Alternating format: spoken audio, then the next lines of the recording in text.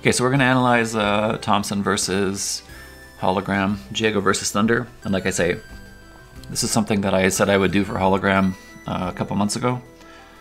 And rather than do some of the more recent sets, I just thought I would throw this in before I forgot about it.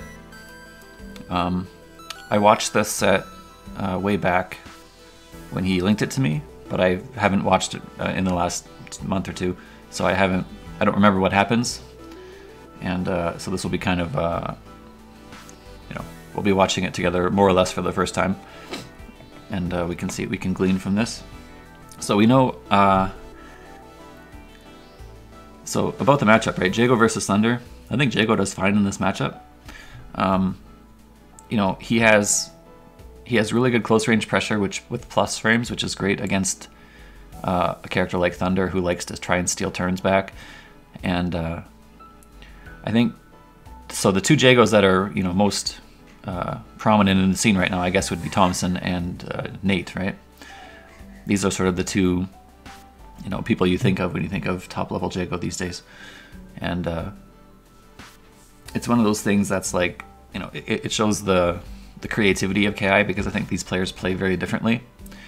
Nate is kind of a, he likes to play very, very uniquely, I guess is the best word. He likes to do lots of dash cancels. He likes to kind of do crazy combos and lots of, he's very solid fundamentally, but also his offense is very, a lot of people find it difficult to defend against because of how kind of off the wall it is. I think Thompson's a bit more standard. He kind of just, he goes for the one or two. He has like a couple really solid mix-ups and, positions on the screen he likes to hold. And then he just, he goes with that rather than trying sort of funky approaches to offense and defense. So interestingly, Hologram also has another set versus Nate, also recently, like after this one, but maybe like a couple weeks after. That's on this channel, and maybe I will take a look at that if I have time. But in general, it's kind of the tale of two Jagos in a sense. You have to kind of, if you're going to fight in tournament and you're going to run into one of these two people, it kind of pays to know their style a bit. So let's see if we can talk a little bit about what Thompson does on offense and what someone like Nate might do differently, or not as well, or maybe better than Thompson. And Hologram is kind of one of the last remaining Thunders that's really strong, right? A lot of the other Thunders move to different characters, or they chose to sort of pursue other things. They're done with KI for now. But a lot of people, I know Amenti, who's in chat, really thinks Thunder is very strong in this game. He was much stronger earlier in Season 3, and then they took away some stuff that they probably shouldn't have given him. So I think he's a good character, don't get me wrong. But I think he has weaknesses, especially from full screen, sort of the traditional grappler syndrome. He gets in easier than other grapplers might, but he still can be zoned, and he still has to fight for his space. Once he gets in, though, it can be really tough to get away from him. And I think Hologram is very good at being a persistent player. He doesn't let getting DP'd, and he doesn't let getting being broken. He doesn't let getting hit deter him from his strategy. So he's a good combo breaker. He likes to take guesses early, but he'll also react to stuff that other people aren't willing to react to or trying to react to. And once he gets in, he has a lot of really strong approaches to the mix-up game. I feel like he's more creative with Thunder than other people who might just kind of do one or two kind of rote ideas. So that's cool. I think these two players are very strong. And I don't even remember who wins the set, to be honest with you. So we can just check it out and see what happens. So let me just full screen this. And let's do this. So this is the important part of the set, right? So I think Jago's actually pretty good in neutral, especially when Thunder doesn't have meter. And I think he wants space, obviously, to start some fireball zoning. Until Jago gets meter, he's a little bit vulnerable. So, and fireballs build Jago a ton of meter when they're blocked. So he wants to sort of get the space. Obviously, nobody wants to be close to Thunder in general, but Jago wants space so he can throw fireballs and build this meter. Once he gets meter, he can start, shadow countering triple axe, and he can start handling his business a bit easier in neutral. But if Thunder gets close to him and Jago doesn't have meter, then it can be a bit tough. So right away we see Jago trying to get space. There's the fireballs. You can already see, right? He built like, you know, a fifth of a bar here, or a sixth of a bar. He doesn't have to block too many of these. Thunder's big, long, floaty jump. Okay. Okay, there's an early guess from Hologram, and I like the confirmation from Thompson. This is something I feel like Thompson is better at than Nate. Although I've watched Nate play recently, and I think he's... the last set I watched Nate play, he was better at long combos. But Thompson is more willing, I think, to extend combos than Nate, maybe slightly. And, you know, right away, this... If Nate does a one chance, or sorry, if Thompson does a one chance, or like a two chance and then ends it, you know, he's looking at like half as much life dealt here. So the fact that he's willing to extend and delay like a heavy auto double like he did there, really important. DP, no. Okay, Hologram's in. Mix up. This is hard to block and you can't DP it. Wow, what a jump. Not a punish though. Punish this. Well, okay. So yeah. So, in KI you're not always going to get the optimal punishes because it's a fast sort of fluid game with a lot of creativity. So, you know, these things can kind of come out of nowhere and you're like, oh crap, I know that's punishable, but I don't have my button. I don't have my hand on the fierce button or whatever. But yeah, DP stomp, very unsafe. Minus, I don't know, 15, something like that. You can always punish with the fierce. So throw, he better get something good out of this. Okay, nice block. Okay, another throw. He's gonna get DP'd. So this is a safe jumpable DP, by the way. This is 6 plus 0. Is it 6, I think? Let me just double check. I have the frame data open on the other side.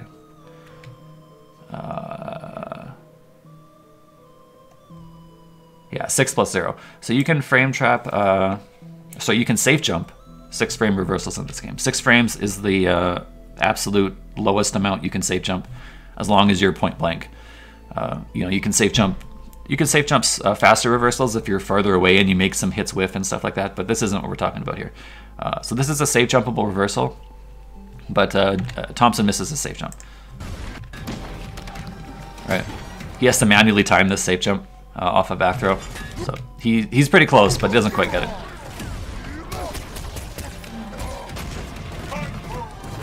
I tried to jump low. Okay, punish, nice punish. And Shadow, I like it. So if you're talking about uses for Shadow and Killer Instinct, right? When is the best time for you to use your Shadow meter? I think for almost every character, the best time to use it is in the opener, before they can break. So not only is it guaranteed damage when you use it as an opener, you also build a lot of white life. As you can see, Thompson's already at level 2 here and about to be level 3. So not only do you get the most damage up front while the scaling is low, you also get the highest potential if they lock out for extra damage. So like if Thompson had like, you know, half of his life left here, let's pretend this wasn't a, you know, end of the life bar scenario, right? If Thompson has all this life to lose, then this guess coming up here is very risky, because if Thompson continues his combo, this is a 50% combo because it starts with a Shadow. If this starts with not a Shadow, and then he uses it somewhere else in the middle, like if he uses it as the ender, it's a lot worse, because, you know, Thompson or Hologram gets to free roll with breaker opportunities before the damage is accrued. But now he's really scared because he knows that this Shadow is putting the maximum pressure on his health bar. So, you know, some people like to use Shadows on neutral, some people like to, and you know, there's a lot of use for that, Shadow counter and, you know, on defense, right? Shadow counter and in neutral to react to stuff. But I think you should try to always save especially if you're playing with a risky player like Hologram who likes to sort of, you know, take risks to get in. Using Shadow as a punish on your openers is, I think, one of the best ways in the game. So always be trying to look for this if you have an opportunity to punish with a Shadow. And obviously pick your highest damage Shadow. And for Jago, that's Laser Sword. It's quite a bit higher damage than Wind Kick. Okay, but he gets one chance. And Thompson even extends it further. I like this even more, right? Because Hologram is threatening. He has to break early because Thompson can do one chance to kill him, right? So he has to, you know, he has to take his break early. He's wrong, but Thompson, rather than ending the combo, has good awareness to extend and get higher meter builder, or sorry, higher meter ender, and also 15% of his instinct there. Thompson looking to throw fireballs. He's at max meter, and he can react to jump here. Still not in range. Okay, there you go. Oh, wow, he got it. And now he's in trouble. Hologram's one combo away from winning here. DP. Okay, so what Jago can do here... Right, so this is sort of the mix-up where you're like, I'm not entirely sure if Thunder stomps, if he doesn't stomp, if he does a different move, if he just lands, right? If he lands, it's punishable, but if you attack too early, he can do like a late stomp and get you. If you don't want to play with that game right now, and I think Thompson probably is better off not playing with that game, you can just light DP here as Jago. Light DP will catch him out of the air and always beat stomp and stuff. Shadow counter. Oh, not quite. It came pretty quickly. I think he was going to shadow counter the third hit, but it wasn't in time. Alright, so he builds some meter. I guess Jago already had full meter there. But this is what you're looking for as Jago, right? If you get killed, let's say you get killed and your instinct kind of sucks, right? You don't have a ton of use for this instinct. You can't really build health back. If you don't have full meter, now's a good time to do exactly what Thompson does, which is throw a bunch of fireballs. You'll build this meter all the way back. So at least you should be ending your instinct with 2 bars. If you have 2 bars and you have half of your instinct left with no healing to go, then I think the best thing to do is try and abuse plus frames. Maybe medium wind kick, which is now only -4 in instinct. Oh, that was ominous. Maybe medium wind kick is a really great choice in neutral because very few characters can do anything about that. -4. Certainly Thunder cannot. So like there. So here's a good spot. I would do like fireball, medium wind kick here. Challenge, and he would have caught him. But okay. DP out of the overhead. And he's got a good chance to lose this round. DP, man, this sucks. So in KI, you see how meaty this throw is? If you throw in your plus frames, so throws are what? They're 34 total frames. So they're 5 startup, 2 active, 29 recovery. Every throw in the game, as far as we can tell, as far as the people who've been mining the frame data, which is Zyrist and Atsu. So Zyrist is in the chat, so you guys should say hi to him. He's been doing a lot of really good work on the frame data. Actually, let me just link the frame data here. You guys should bookmark this site. Bookmark that because it's if you want to know KI frame data, we're almost done. Well, I shouldn't say we. Zyrist and Atsu are really working hard. Oh hey, Climax. Sorry, I haven't been paying attention to chat too much. Bookmark that because we're hand checking all the data. Pretty soon that site will be very full of. Well, it's very close to done now, but we're working on some minor things, and there's a couple characters we haven't finished yet. But definitely, yeah, that site is your best bet for KI frame data. And if you look at the throws, so all characters will have movement and throws at the top. And yeah, so Thunder's is not done yet, but if you look at, say, Jago's, it says 5, 2, 29, right? 5 startup, 2 active, 29 recovery, which means that's 35 total frames. So anyway, the point is that jumps, like for example, Jago's jump is, look at his thing, it's 5 startup, 40 active. So that means if you throw someone while you have advantage, like if they jump out of the last active frames of your throw or the last bit of startup, then you can anti-air in this game, right? And you can see what happens here to Hologram. Even with Jago pressing early jump fierce, he's able to block, right? Yeah, the frame data in the lab is wrong. Yeah, there's a bunch of stuff in the game that's wrong. It's much more accurate than it used to be. I'd say it's about 98% accurate in the game. And some things like enders and shadow fireballs are kind of wacky in the game. But we're working to do that all by hand, so it's all hand checked. So everything that's on that frame data sheet that I linked above there should be everything that's been checked by us, which is most of the stuff, but not quite all of it yet, is going to be accurate. Anyway, even Jago pressing really early jump fierce here, and with KI's relatively laggy throws, is not enough to punish because he did throw sort of as a meaty, and Jago had to jump really late. So what I'm trying to say is, right, you can anti-air this, and what's the technique for anti-airing? How would you do this without having to always try and react to DP? Well, one thing you can do is every time you throw, you also input DP. Think about what happens if you get thrown here. Or sorry, think about what happens when you press the throw buttons in the corner. You will either get a successful throw, that's great, in which case your DP input is ignored. You will get teched, in which case your DP input is ignored because you'll bounce out. They could backdash, in which case DP will probably be blocked.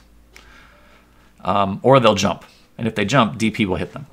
So you should be throwing, you should pretend that your throw input is DP, or is throw and then the DP motion. Okay, like think about that. Just every time you throw, you should also buffer DP motion. So that this, if you see the jump, it's super easy to anti-air. You're like, you don't have to think about it. Your hands are already prepared to just press the button. So yeah, I just wanted to make that comment because it's common in Street Fighter too, right? Especially in Street Fighter 5 where throw recovery is very low. If they jump out of the corner, they have no chance. It's a free DP every time. So it's a little less true in this game. You kind of have to time it a certain way, but it's definitely a mechanic you should be using. Right, so do this. In here, you should press throw DP right there. Throw and then do the DP motion right immediately. So that this button is really easy there.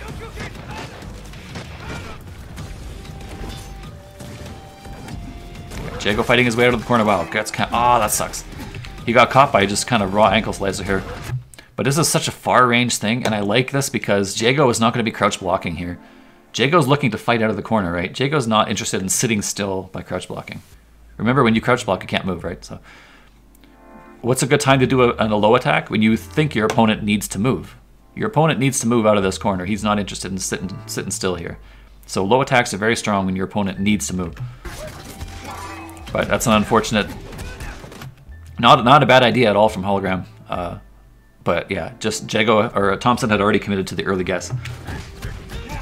And Thompson guesses, or sorry, Hologram guesses wrong. And great extension from Nate. Man, I'm getting the names wrong today. Okay, it's Thompson and Hologram. I got it, don't worry. We'll figure this out. But again, 46% from Thompson. This could have been something as low as 20, 22, 23, right? If he does a short combo. If he's scared about Hologram's very good guess breaking and reaction breaking record.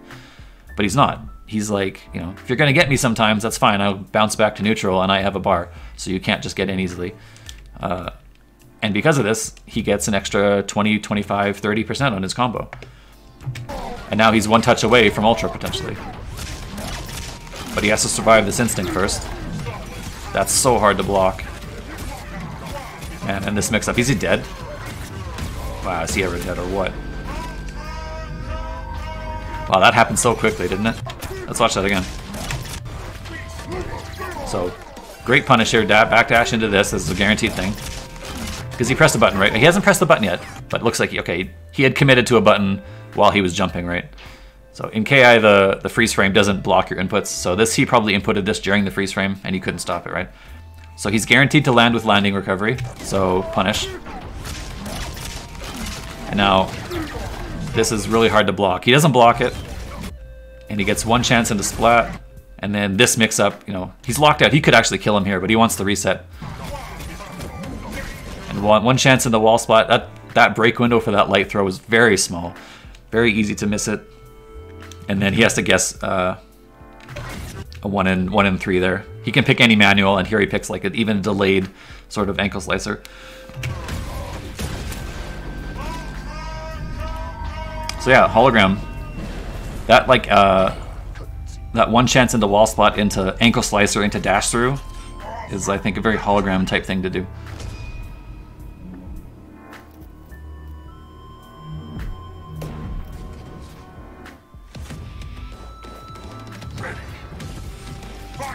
All right, next match. That's -3, but too far for a DP punish. Okay. Thompson gets gassed out, but he's not gonna. He shouldn't be deterred by that DP. Yes, there we go. This is a little bit easier with Thunder's floaty jump, but still. See, I like this from Hologram. So he's gonna lose some of those, but it shouldn't deter Thompson from his game plan of pressure and close. Shadow counter, yes. Heavy, broken, yeah. Hologram isn't gonna let those go. And this is something a lot of players will do. So after this guess break, especially when you're in the corner, right? You're kind of stuck here for space. So, and Thompson has no meter, right? So this is a free chip damage. So this is decent chip. You can see the chip go. You know, he was up to about here, so that's pretty good chip. This is +1, the shadow move.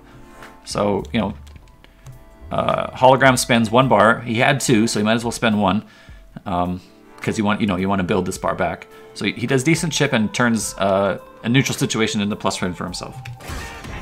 But okay, Thompson does not want anything to do with those plus frames. Yeah, we've seen this before. Reset. And nice block finally. Yeah, and I like this. I like that instinct pop. He's expecting triple axe here, like a lot of people might, but I think Hologram knows he's going to get shadow countered or something, so he just... This situation's bad. His back is too close to the corner here for comfort, so... And you want to make sure you try and get this off on round 1. So Thompson does this, and he predicts something there. Okay, so... He didn't see that Thompson was doing something, but he predicted that Thompson had input something during the freeze, which is, you know, a pretty good assumption. I think most people will have input something by that point. He tries to meaty, and Thompson wakes up forward dash. Okay, this is new as of a couple patches ago, but this is now throwable. Forward dash is fully invincible on frame 1, but it's throwable. So it's fully strike invincible and projectile invincible. But if you want to pressure Thunder, throw is a great option. He has to shadow DP to get out of throws or backdash. He's very weak to throws now. His DP can be thrown and his ankle slicer can be thrown. Alright. He goes low instead of overhead, and guess break is correct from Thompson. And that's... So here's the same situation, right? After breaker, you're pretty much always, you know, at the very tip of your furthest normal or special move. And if you're... And these, you know, these have startup, right? So if Thompson backdashes or jumps here, he can get away from this. He backdashes and jumps instead of DPing here. DPing would have been a great choice. But, you know, hard to see. Get him. Shadow. Oh, that's even better, actually. Yeah, and this should be the end of Hologram. Yeah, he's dead. And I like the heavy choice there. Thompson's unlikely to guess heavy in situations where he has 1 chance and low life, so heavy is a great choice. Oh no, that was supposed to be shadow grab, I'm pretty sure. Yeah, anyway, so heavy is a great choice because not only is it probably the least likely of the 3 for your opponent to guess in those situations, but also it gives you the most time to confirm. So he can build way more meter, and he can build, you know, a rep of his instinct bar there. So again, another good choice from Thompson. So I wanted to say this is almost certainly shadow grab. It's because he has the macro 3-punch button, and that's what he's pressing for shadow grab. But I guess he just missed the quarter circle just slightly or something like that. So he said he gets just neutral 3P. But yeah, Thompson wasn't ready to punish because that's not something he's expecting. Hologram looking for ways in, and Thompson not giving him too much DP. Okay, well, that's a frustration DP, right? He missed this, very obvious. I think this might have been DP attempt, but it didn't happen. And then frustration DP that he missed the anti-air.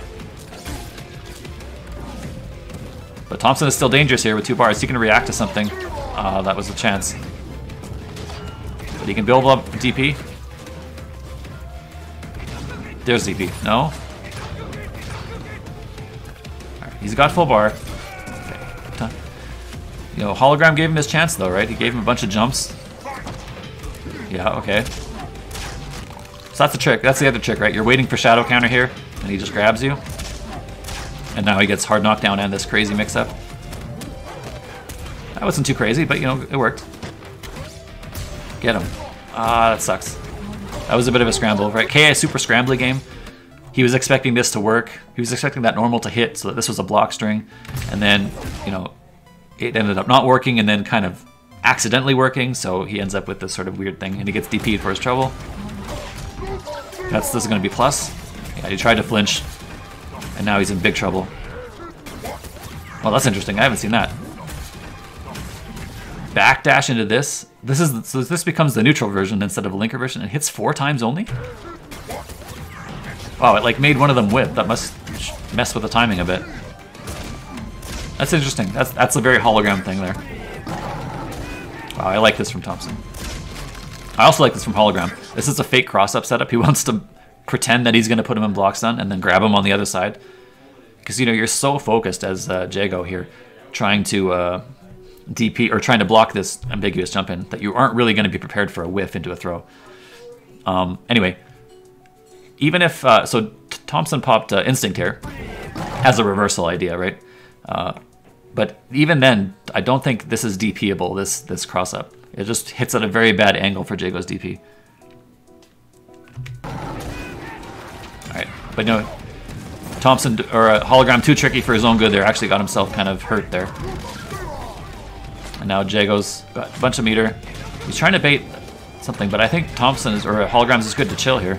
Take a bit of chip. And now he's really scared. This dash will beat all fireballs on reaction, and Jago has, when he's in Instinct, throwing 2 fireballs actually is higher recovery than one, so you have to be careful of this. He's trying to bait this dash out. He finally baited the dash out. Oh no, that was big whip punish opportunity. There is the DP I was looking for. He's 1 hit away from winning, both players. +1. Man, he baited DP, and what a great anti-air. He was super ready for this. That's like, I can't think of a better punish for that anti-air than crouch fierce into, yeah. It actually does way more damage than this, but because Jago was low on hits, this got hit by the gut scaling as high as possible, right? So, I don't know, this is like 15 to 16% anti-air normally.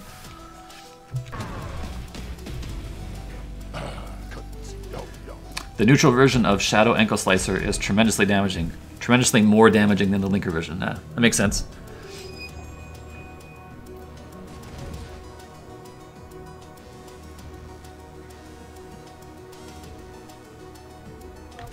Oh, sorry. Yeah. Okay, moving on.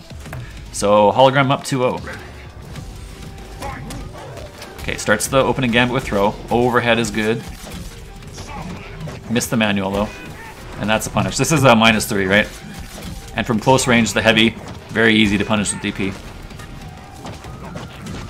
That's too far, though. Weiss, interruption. And Thompson's looking flustered right now. Here comes the mix-up. Okay, just DP'd out. I actually don't like this choice from Hologram here. When your opponent is very clearly frustrated, and you can tell Thompson is frustrated. How can you tell? Let's see. So here's the DP. First of all, he's in the corner against Thunder, which is, you know, you can't really be feeling too good about your chances if that's in the case. That stuff right there, I think is a very important thing to, you know, Thompson is probably pretty irritated by that one. And this command grab after he tried to calm himself down and block a bunch, Thompson, I think, adds to the frustration there. He's probably thinking to himself a bunch of nasty words right now, right?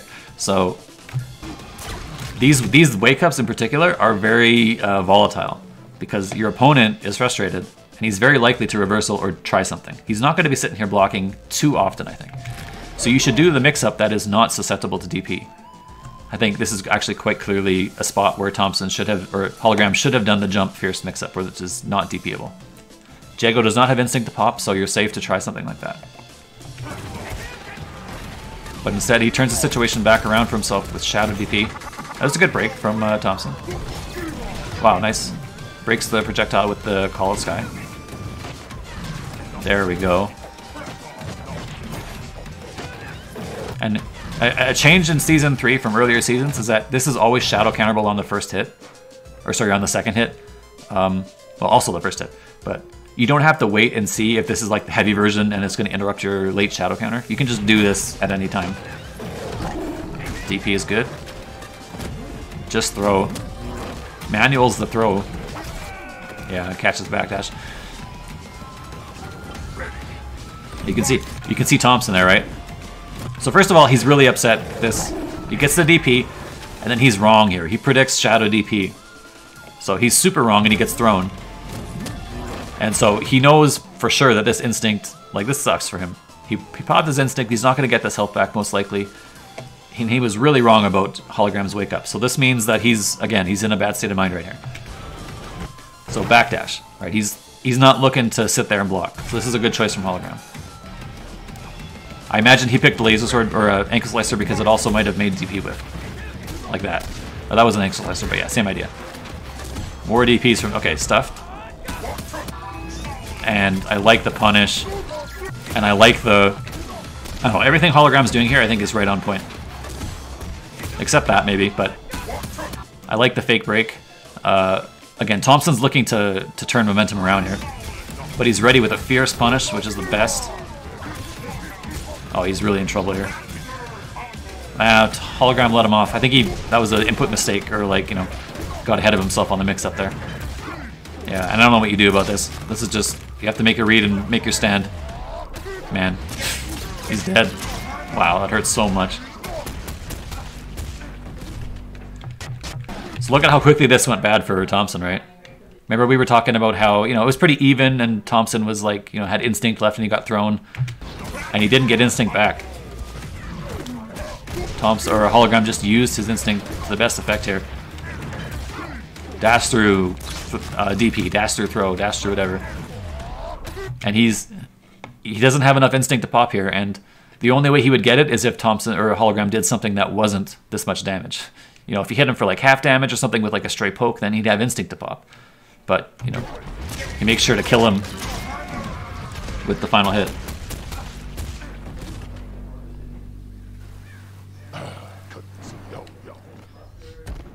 So that's a quick 3-0 for Hologram.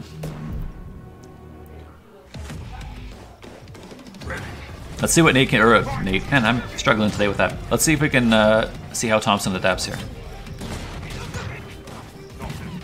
He has to keep him in his, oh wow, really?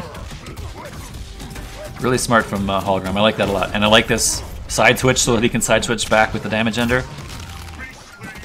57% no meter. Alright. Thompson gets some of it back. Meaty fireball is cool, I like that setup. DP, yes, absolutely. And again, he's wrong on the mix-up and the reset. So is Thompson in trouble here? Thompson, you know, made a good choice with the instinct, got a meaty fireball setup, and then sat there and got thrown again. And then he got thrown as a reset. So is he gonna? Do you think he's blocking here? Let's see. Man, and I like the setup because Thompson or Hologram didn't give him the chance here. He forced him to block with that mix-up.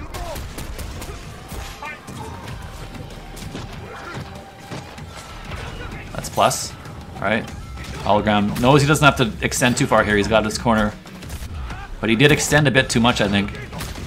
Thompson has shown a willingness to jump, right? He's already been jumping quite a bit here in this corner. There's one. All right.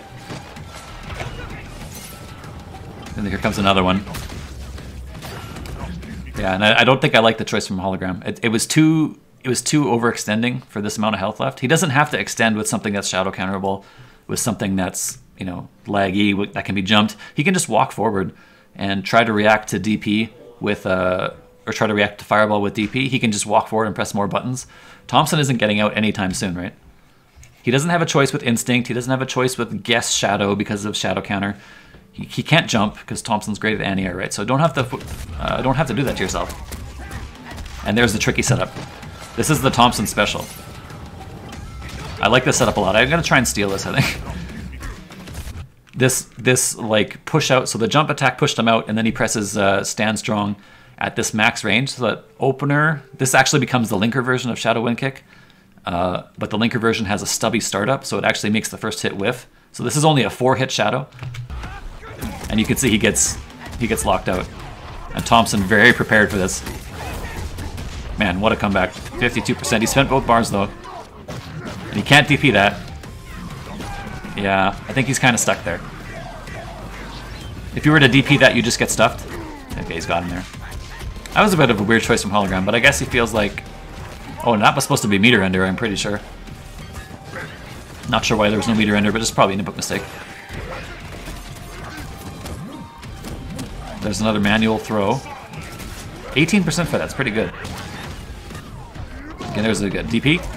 Yeah, so he tried. I think he tried light DP here. Maybe his inputs got crossed up. You can see him do jab.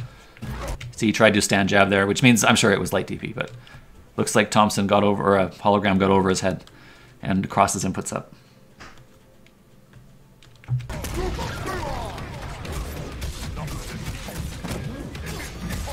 Okay, I like the corner switch. So normally I'm not a big fan of low damage combos, or sorry, one chance combos. But what I really like about this is that max damage confirm. So into heavy triple axe off the overhead.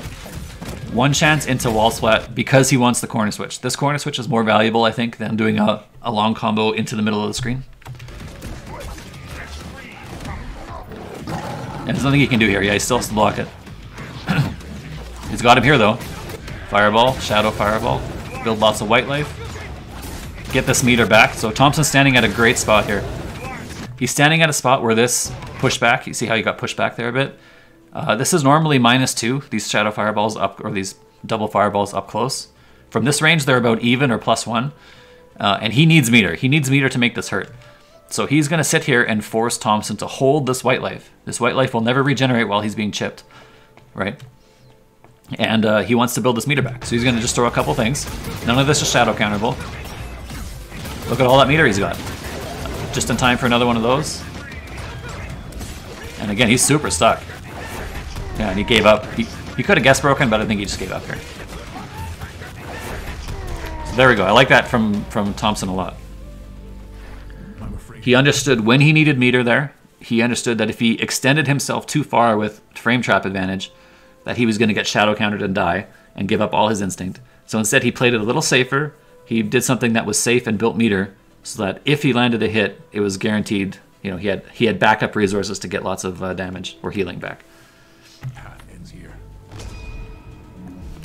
So decision making, right? Don't think to yourself, I have instinct, my opponent's in the corner, I'm going to go hog wild. Think to yourself, what do I need? Do I need meter right now? Do I need to take the risk? Is he more scared than I am? I can stand here and try and anti-air a jump.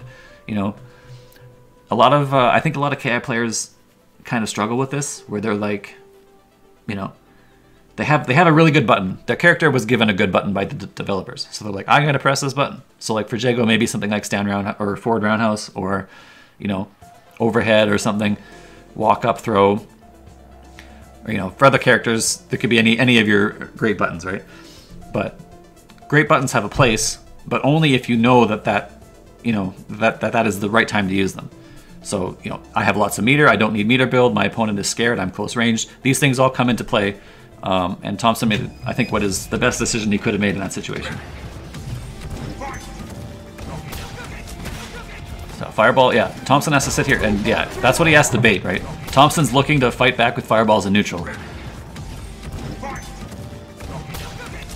Thompson's greatest strength and Jago's greatest strength in the neutral against Thunder is DP and Fireball. So he wants Thompson to have to, he wants Hologram to have to risk DP. DP goes through projectiles, so this is the thing. You know, he has to make himself unsafe to try it. So the neutral game is all about this cat and mouse, about when can you get him to try DP, when can you get him to try and block a bunch of fireballs. Wow, what a long range overhead that was. I like the tech though. Well, what a jump, did he get him? No. DP, too slow. Release the fireball just a bit too late to have a punish opportunity. Nice block there that time though, and I like the instinct pop, you have to pop there. Nice DP. And again, I think, again, we saw this situation earlier from Hologram, where he would use forward dash to get through a meaty. It's something that I think you have to be wary of, especially against a cornered Thunder who's looking to get out of the corner at all costs. So I think, I don't know, maybe in hindsight, maybe throw was a better choice here. You have to force him to respect something that will beat this. And Thompson is not going to block, so I like the choice from Hologram, and I think Thompson maybe should represent throw when he sees that Hologram has a charge on him.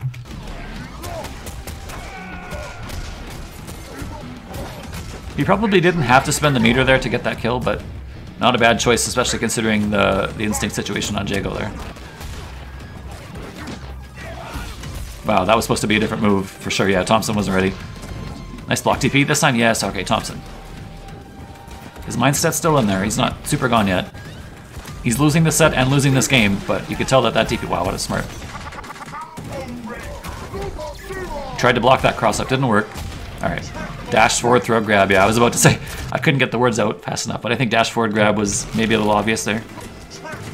Well, that was... this is a hard mix-up to block. I think he's trying to fake this cross-up setup. If he presses a different button, I think he goes cross-up, right? But he lands on this side, and then this is shadow grab 100%, and yeah. Unfortunate.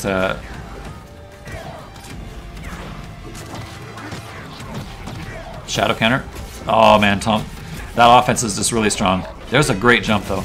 But I don't like back jump. The jump is such a great idea, but jumping backwards is not the choice. Neutral jump or forward jump, both better choices than back jump here. Maybe it was an input mistake. Yeah, looks like Thompson is struggling with his inputs right now. Okay, break. He has instinct, so we can take this life bar and maybe threaten with some sort of counter breaker. Oh, what a backdash shadow counter, yes. Force him to spin one of his bars. Okay. And a guess. I think that's the end. Yeah, that's the end. Oh wow, that didn't work? The swing back from the overhead made the first hit of this whiff. Look at that. And he just smoked them. And yeah, Thompson wasn't even ready. He didn't even special cancel it. I think he just assumed he was dead. Alright. Okay, that... man. Ultra, yeah. Man, what a smart... Hologram really knows how to frustrate his opponents, right? Thompson felt like he probably had an opportunity here. You know, he was really looking to, okay, I got away with a couple things. You know, I have a bit of health bar. I can, you know, maybe make a good read on a breaker and counter break. I can do a bunch of mix-ups and maybe take this. In KI, this is not a guaranteed win, right? Damage is super high. One chance, you know, you can do this. You can kill the character from this much health in 2 combos in this game. So you really only need 2 openings and a couple good combo choices. But Hologram knows how to shut that down. Really smart guess break. So I want to see how Thompson recovers from this, because I feel like this game was probably quite deflating for him. He made a bunch of weird input decisions, or like, you know, he had input mistakes. Just kind of all around was a bit sloppy. And yeah, now he's down 4-1 in the set. Okay, fireball. This is the meter you need. Okay, Thompson got through, or Hologram got through. Get him. Okay, I like this choice from Hologram. This mix-up is obviously dash through or grab, or DP, or normal, or overhead or something. But Thompson makes the correct block, and then rather than take a mix-up on stomp, which is going to be cross-up always, he does this flip-out knee thing, which sends him far away. And he resets the neutral, gets his dash, and now he's good. DP. Ah. He didn't press a button. This is a situation where if you press a button, you get hit. If you don't press a button, this is really close to hitting, actually.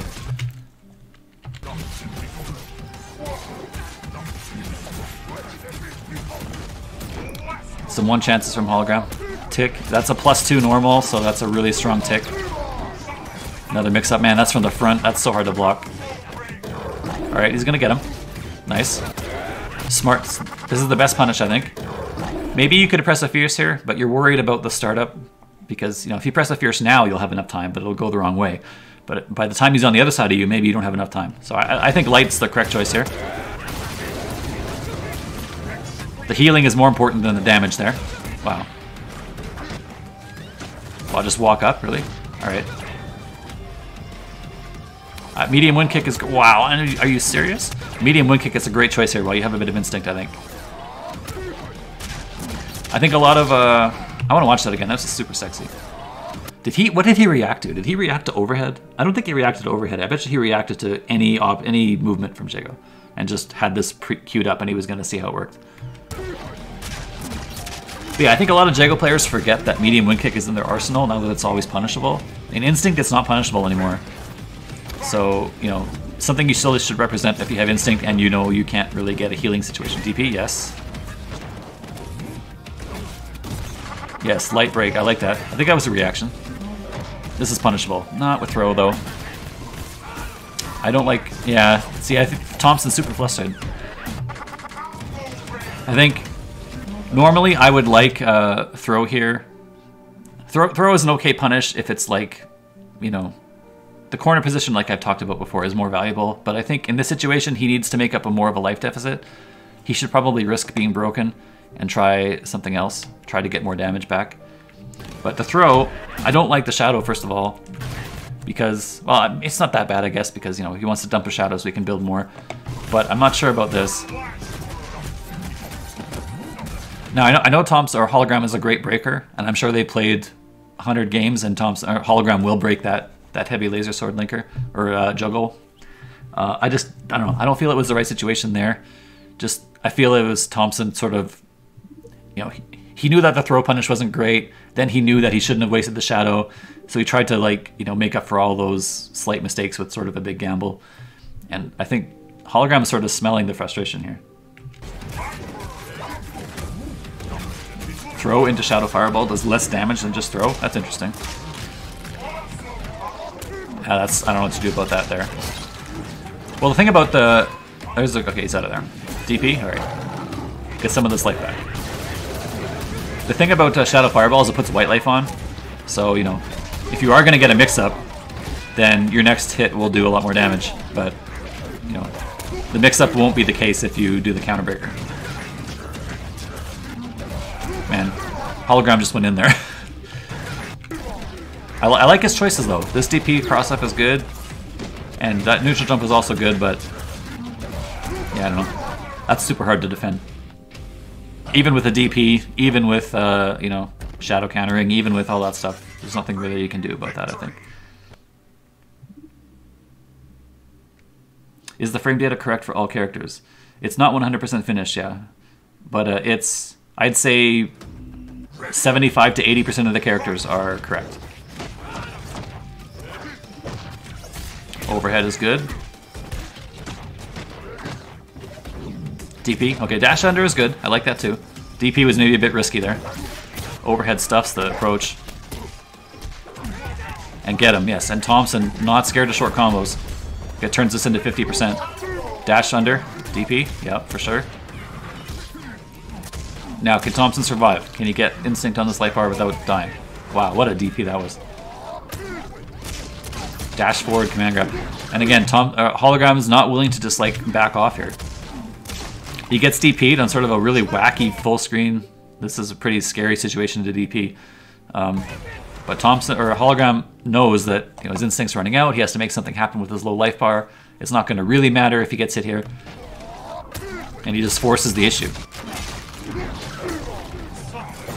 Another good block. I think you have to represent block shadow counter here.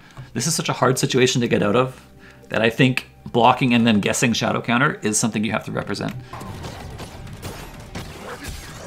Low is trapped. And yeah, that is so scary. Like you're trying to hold up and then you realize that you're getting trapped in this block string. And then you stop holding up because you're like, okay, I guess he's not grabbing me. And then he finally grabs you. He finishes with stand light kick, which is +2. So this is a, you know, you're just kind of stuck there. Another good block. He's got to get him with DP here. I guess he knew this was going to be a dash, right? Can you tell this is dash? Maybe you can. I don't know. If you play against Thunder enough, didn't know this was dash. But neutral jump, and finally Hologram guesses with heavy. We were talking earlier about how he got kind of trapped by not guessing heavy there. He did the, wow, what an overhead. He's gonna get him. Unfortunately, Thompson did the wrong combo though. After here, you should do extension, right?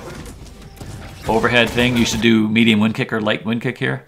You know, build another rep, and then you'll build another shadow. Build another rep, and you'll do a rep of instinct, so you get half of your instinct time back. All right. Thompson trying to scramble around here. Ready for jumps. There we go. And he's got him. Shadow. Miss. I like that choice a lot. I find Jago's actually the character with kind of the most opportunity to optimize in a bunch of different ways. Jago has a bunch of really cool combos. A lot of them involve slow but damaging laser sword, or fast but not as damaging shadow wind kick. And you know, he can choose meter ender or launcher ender or damage ender. All of those are decent choices.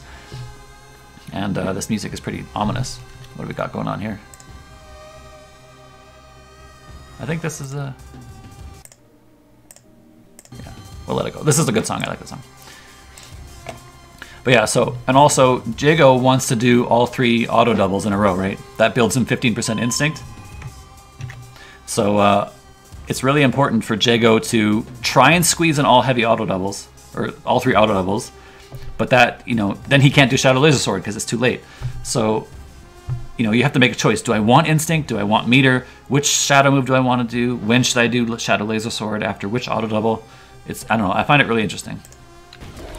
So this is a great, so early lockout into, so this is about the fastest you can do heavy auto double here, right? So he knows he has time to build a full rep. There's the full rep. And now he's thinking to himself, okay, not enough time for shadow laser sword, but I really want a shadow move because I'm not at level 4, and level 4 is really important. So shadow wind kick is the choice here. Into DP. 50% and 15% instinct. This instinct is going to come into play really often because, you know, depending on how he dies here, he could build most of his instinct back, and you know, he'll have access to instinct really early in round 2. Punish. No, I actually can't. You can punish that. This is punishable. This is, even the dash back is punishable. I think this is like -10, -11. You can medium wind kick this. Thompson just looking to survive. Okay, I like the bait from the hologram there. But okay, his instinct's gonna be gone. No guesses from hologram. So hologram finally willing to concede that his guesses have been largely wrong on the breaker so far. He wants to check out a combo from Thompson. So it was light, medium linker, light auto double. He's gonna break this for sure though, yeah. He's got too low life. He can't take another damage there. And also he'd gotten some information from the combo, so.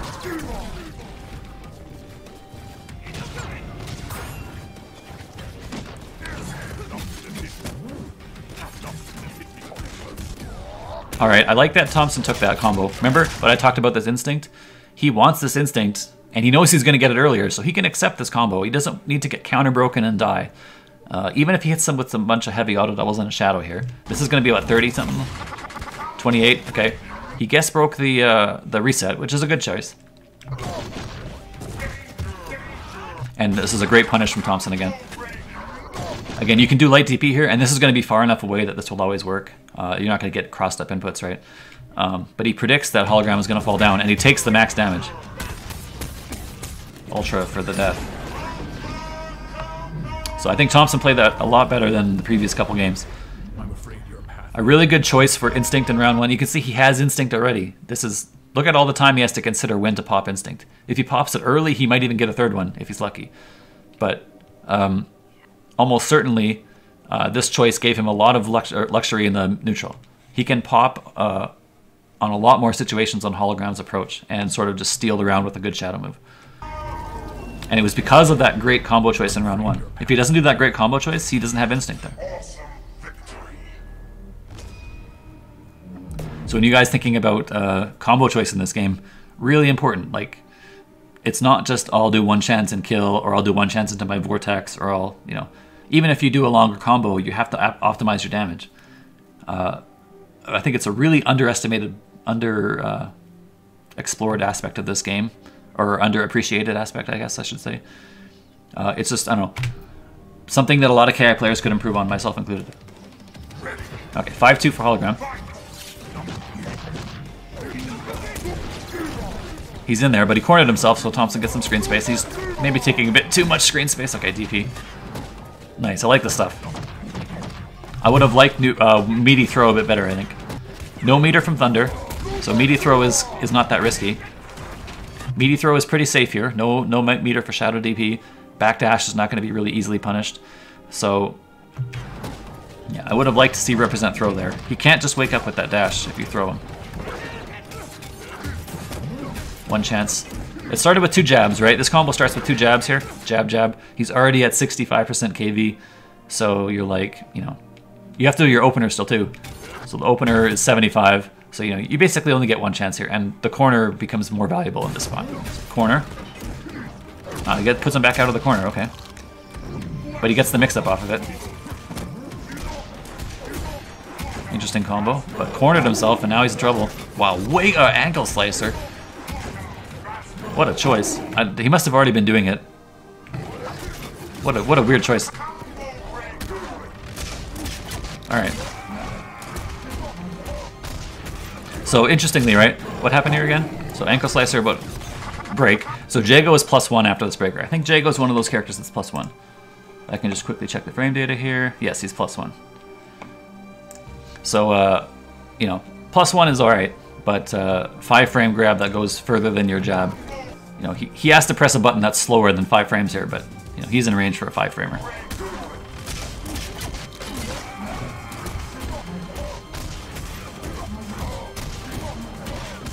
That's the type of thing that, as he lost all his instinct too, that's the type of thing as Thompson, you're like, man, and that was a DP attempt. You can tell Thompson's input's not so clean today, right? He definitely tried DP there. But okay, you got heavy. Crouch heavy punch is Jago's most damaging normal. Nice choice of laser sword. So crouch fierce, not a bad choice if you have to hit it. Can you get out? Okay, he did guess break the flip out. That could have been stomp or could have been hard knockdown, but nice guess break. And I like this stuff. He's finally learned how to. He finally picked this off and stuffed it correctly. You see him fake the fireball there? This is great. Fake fireball. Dash forward so that if he tries to dash in through the fireball, he's gonna get stuck. And he chooses to spend a shadow. That was a really creative combo, actually. The launcher into the shadow. Great way to do a one chance that might not have just worked with directly into damage ender. Anti-air is good. I like that. And now he's trapped. Wow, he did. This is like the Abel syndrome. I don't know if you guys have played Street Fighter 4. This happened to Abel a lot. If you frame trapped someone with step kick and they were jumping, you would hit them out of the air. Or sorry, if you did like what am I trying to say here? If you did a step kick too late, and they were sorry, you did a follow up after step kick too late, and you pressed like say stand fierce, and they tried to jump or they did an air reset move, your stand fierce would whiff, and then you'd be swinging wildly in their face with no chance of hitting them, and then they just land and punish you. This is sort of what happens here. All right. Nice anti-air, but he catches this jumping, and then he cancels this into a move that's super laggy. He was expecting this to hit grounded, right? But then he wakes up, and yeah, you're just kind of stuck there. Not the best punish, though. Frustration DP for sure there. Oh, he wind kicked. This is a great choice from Thompson. We just had to wait just a bit longer. Oh. He just wind kicked directly into the drop kick. And this round looking like a wrap, right? Yeah, you're just stuck. No meter. Instinct pop, no good. Really great choice from Hologram. Even with instinct, with no meter available, you're just kind of stuck there. And maybe even meter doesn't save you. Well, meter would save you with shadow counter, but it doesn't save you with a reversal. I think you have to block and shadow counter it. All right, Thompson's looking, or sorry, Hologram's looking strong. Is it 6-1, 6-2, 6-2? I like it. Thunder with meter. So you're scared of Thunder being close to him, right? With no meter and no instinct dash available, this is actually not a great spot for Thunder. All right, guess break from him. And no, I'm surprised no break from Thompson there. He must be really scared. I don't know, if I'm Hologram and I see this happen, I suspect he had done this heavy auto double and was like, all right, you're gonna break me, I'll concede this breaker. When he sees that he's not broken, I think that's a pretty big tell that Thompson is not feeling super confident right now. Same situation. He resets this time. Shadow counter, no shadow counter. Again, Thompson maybe a little out of sorts right now. But okay, he has the corner, not anymore.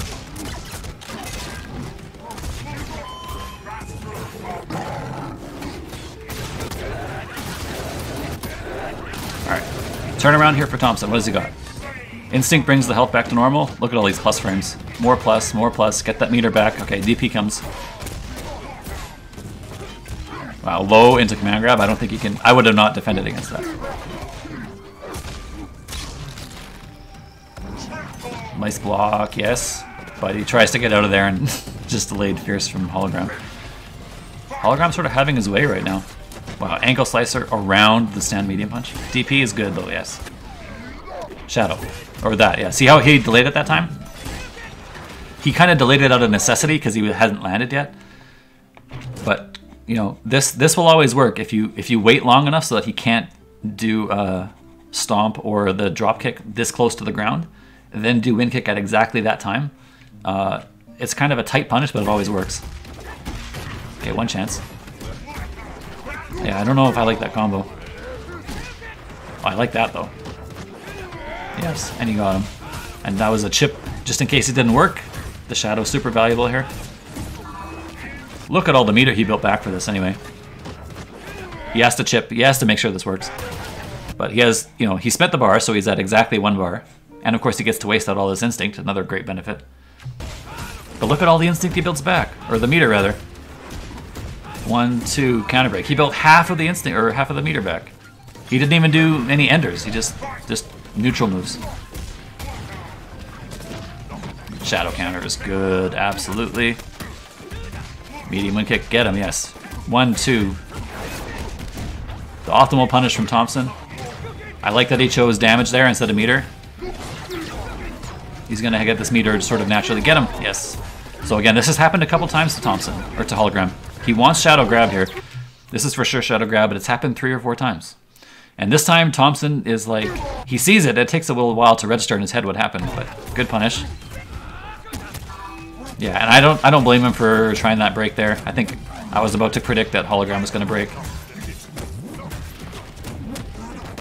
But he gave up. He's got instinct though, yeah? Okay.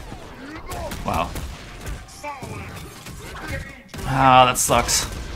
I felt like he had that one under control. One bad choice, or you know, apparently bad choice with the counter breaker. Let's watch this again. How did this go wrong for Thompson? Okay, so this is great. So he makes the wrong choice here. I don't think I can fault the choice, but it ended up being wrong. Great punish from Hologram. Fierce. How much damage does that do? That was 24, that was no meter. And Thompson DPs, right? I know he pops instinct, and you can see Hologram backed off because he knows that this instinct pop is coming. So he makes the choice to wait and then do Shadow DP and just hope that he catches something, which I think is correct. And then, yeah, just misses. I'm not sure this was... I guess he tried to... You know, he didn't get hit by low, and he wasn't... This isn't an overhead, right? So I guess he was trying to jump a command grab. That's the only thing I can think of. Look how much that one chance does, 30%. I mean, I don't know. Lots of characters can do 30% one chance in this game. Especially with meter. Jago can. 30% one chance is fine. As long as it requires corner or meter or something like that.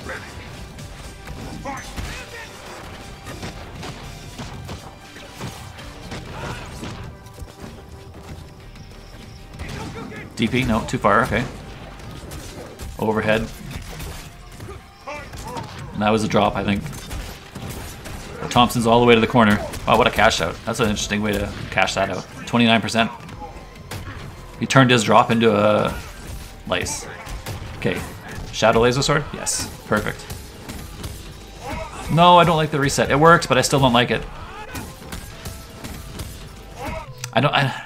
I can't explain really why I don't like this, even though it worked.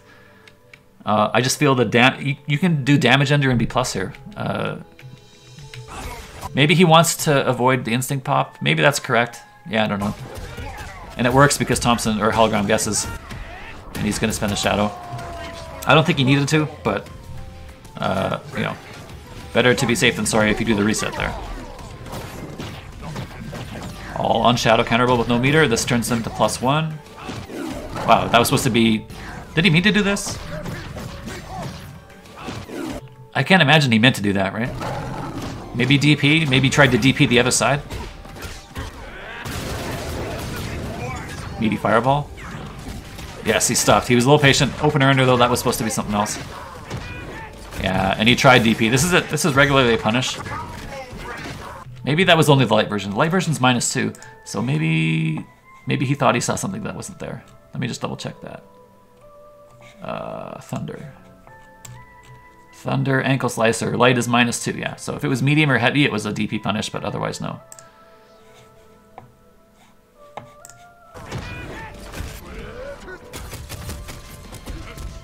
Well, Hologram hasn't been holding up this set. I don't know why you would hold up against Jago either.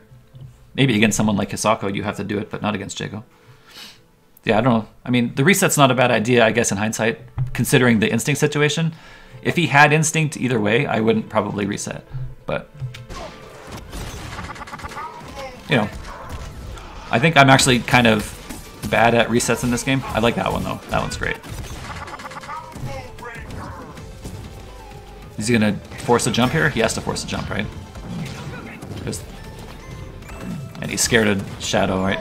And he finally gets hit by it. He was so scared of it the whole time.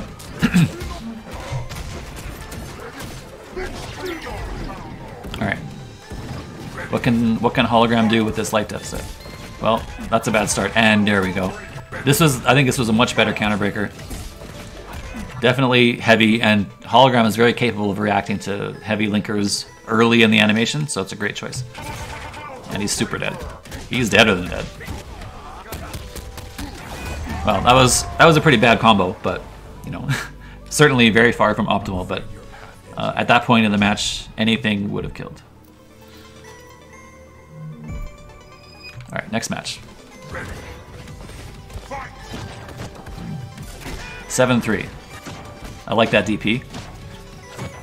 Here's this dash cancel pressure. This is something that Nate is much more, you know, loves to use this much more than Thompson has in this set, at least. I feel like a lot of people think that this Jago dash cancel pressure is really strong. I think it's okay. I think when people don't realize is that it's very minus. If you do like even Stand Fierce dash cancel fireball, you're like minus 12, minus 15. So, you know, you can put yourself minus 12 in the person's face and they won't always punish you, especially if it's like fast paced and you might be thinking about overheads and all this sort of stuff.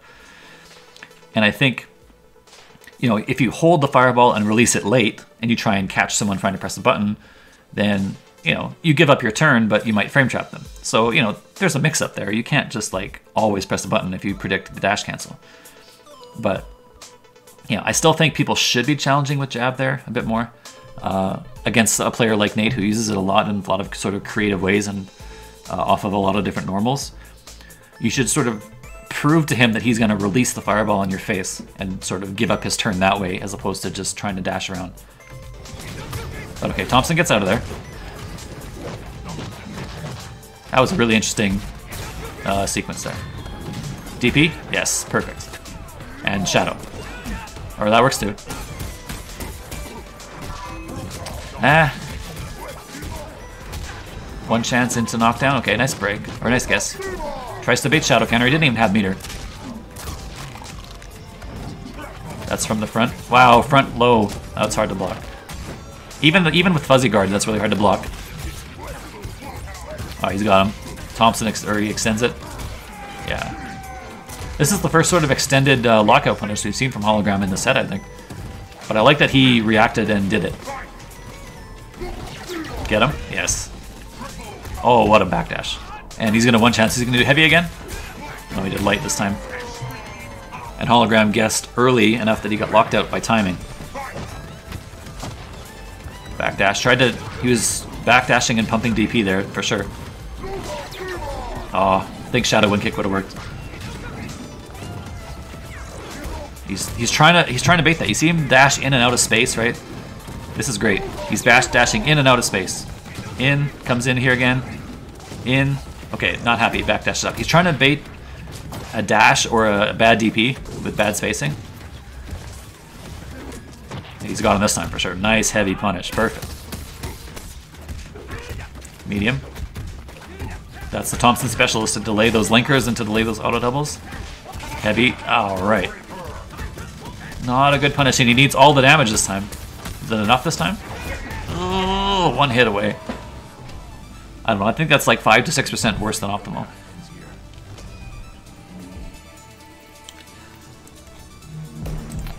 But okay, it was enough. Last hit enough, but enough.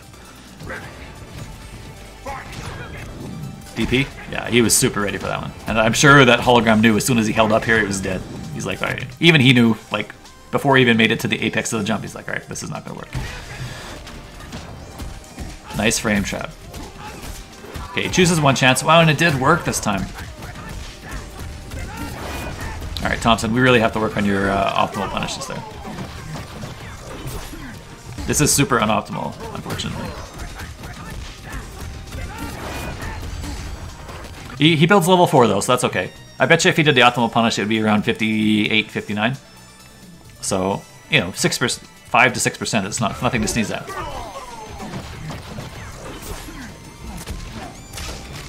Man, I think Hologram is very good at looking at his opponent's meter and knowing when he can do triple X. Because Thompson's looking to bait a lot of stuff here, but he's stuck being unable to shadow counter triple X. DP. Okay, he did trap him there. Lots of meter built. Wind kick? Yeah, light wind kick. I would have guessed medium too. And I'm pretty sure Thompson or a Hologram guessed medium there. Man, that was a great turnaround for Jago. He's going to build enough instinct back from his remaining life to get at the start of round 2. And this is looking bad. Alright, I don't disagree with the DP there. Nice DP again. Nice jump. Heavy. Wow, okay. This is the power of counter breakers. Thompson, please. Okay, he's just going to kill him with Shadow here at the end. But this is the power of counter breakers in this game. So not only do you do 55 to 60% damage with a counter breaker, but it means if you're playing long set, you get a lot of more heavy auto doubles in the future. Like you're doing great damage in the present and also great damage in the future. A Hologram who likes to guess break and likes to reaction break, like say medium linkers and stuff like that. He's a sort of a stubborn defender. He's just not going to let you get away with long combos. You have to counter break to give yourself some counterplay. And Thompson, who I think doesn't like to counter break that much, has done it 3 times in the last 2 games. And 2 of them have worked, and he's won both games. DP is good. Thompson seems to be getting his mojo back a bit here. That was an interesting exchange, right? So this is -3. You know, he can't DP punish at this range. He's not in the corner. But Thompson tries to take his turn back with heavy because, you know, -3, why not, right? And he DPs this. If he presses any other button here, DP gets hit, I think. Most other buttons, like stand medium kick, stand medium punch, crouch medium punch. Just happened to work out. Alright, 27 on that 1 chance into throw, which is more than a 1 chance. Shadow counter? No meter. Did he stuff Shadow there? He did stuff Shadow. Yeah, he stuffed Shadow grab.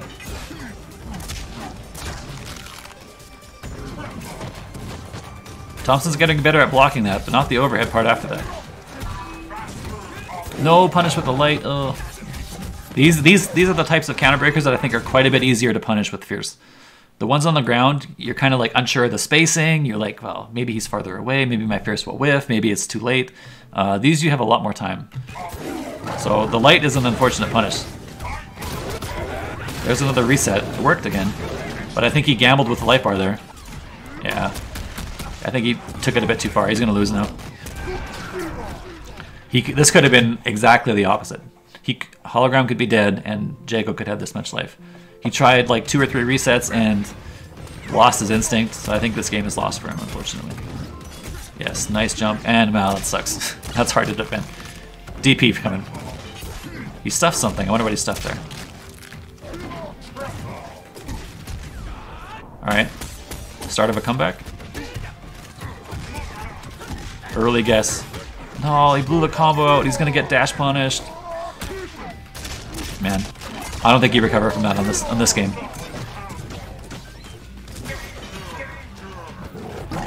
Yeah, this is too late. Little too late. But it all started with sort of an interesting loss on the combo in round 1. And then, yeah, that round 2 situation, I felt like Thompson kind of frustrated. Alright, moving on.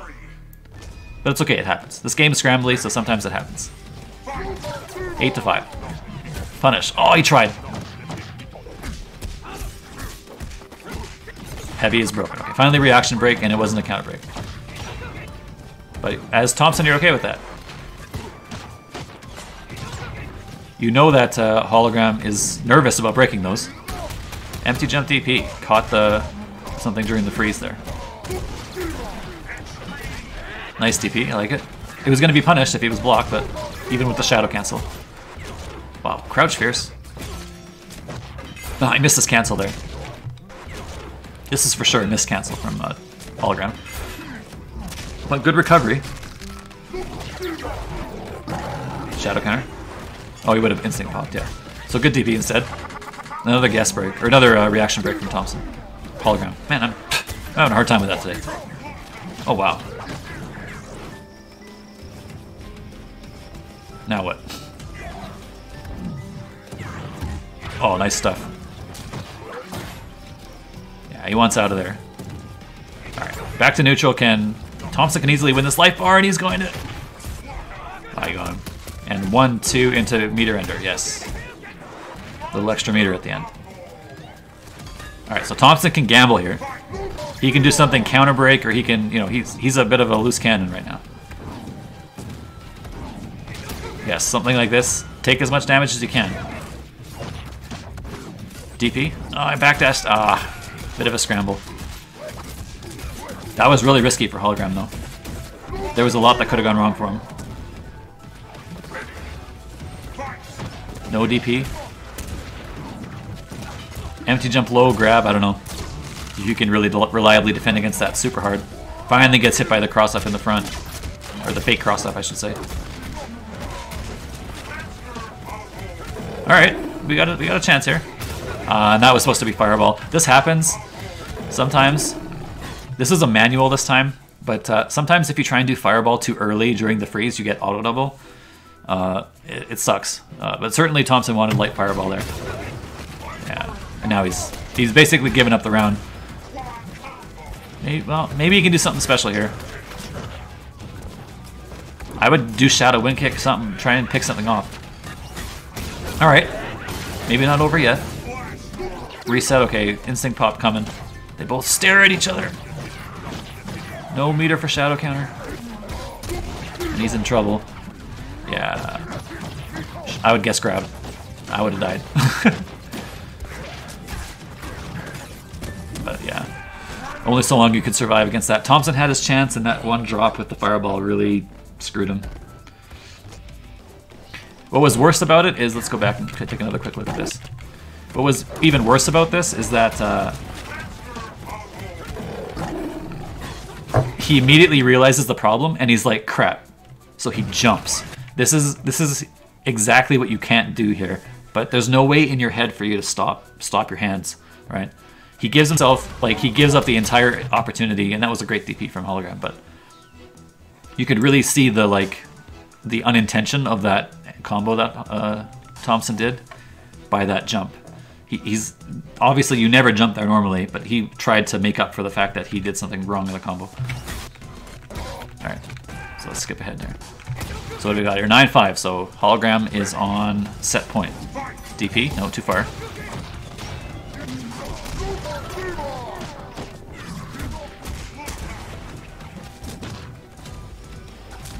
Wow, he's just keeping him locked down in there. DP is good, yeah. Don't jump. I feel like this is a bad spot for Hologram to jump. What is he trying to bait? Fireball? He's got him exact. This is the perfect spacing. You're far enough away that you know, crouch medium kick and these buttons from Jago will whiff. You're in range for your best stuff, like, you know, stand fierce. You can do overhead here.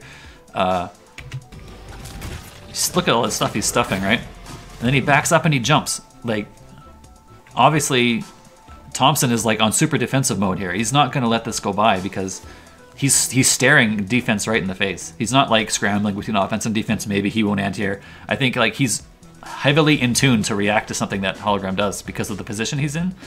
So jumping just gives away the whole thing. It gives away 20%. You have to take an Oki situation, and now look at this. That's just enough to not go into the lockout window. 53%. You know, he's going to back up into the corner now, but okay. You know, like this, look at the situation. He had him in the corner, and that jump did all this to him. Yeah, I was playing someone else in a different game, and I even forget who it was and what game it was. So that kind of shows where I'm at right now.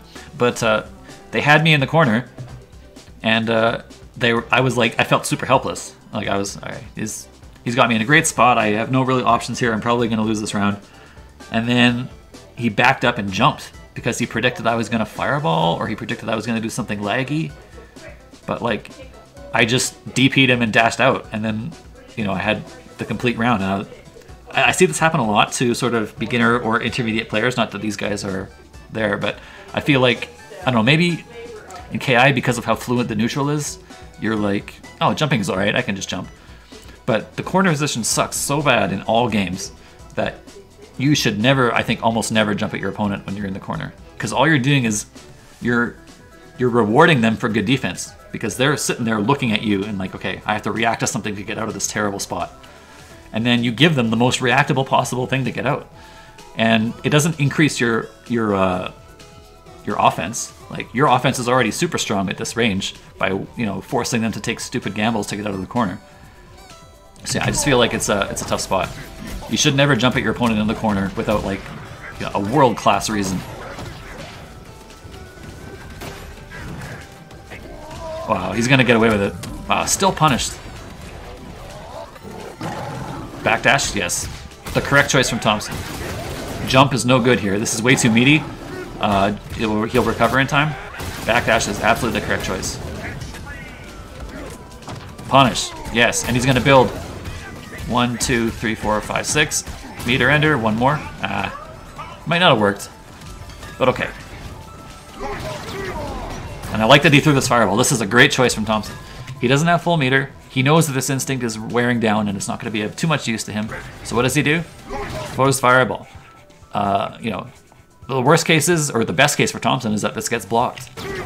Blocked, and watch the meter build. Bam, bam. He built another half of a bar for that. What a great use of that final bit of instinct. Get him. Ah, he tried. Yeah, and that was a great reset. Reset because it beats a lot of break attempts with your sway back, and yeah, obviously he's trying to break something there. Heavy linker broken. Nice jump. Lets it go. The threat of counterbreaker. Oh wow, I'm surprised I clipped him. But the threat of counterbreaker, you can see it's changed Hologram's game already. Punish. Whatever. Yeah, he could have shadow. He didn't have shadow. This is easy shadow punish. I think stand light kick reaches here. Alright, knockdown, 13%. Don't jump at him. Don't do it. Alright. Wow, counterbreaker. What happened there? He ran into DP, and then, wow, he had a lot of time to walk up and combo that. And again, not a great combo from Thompson, but, I mean, it's enough to kill, but I feel like he is doing that even in situations where it might not kill him. So, yeah, Thompson should do the optimal punish there. Just put it so far deep into your muscle memory. That might have been DP punishable. DP punishable here? It's close. Maybe it was. But I can not blame him for not trying it.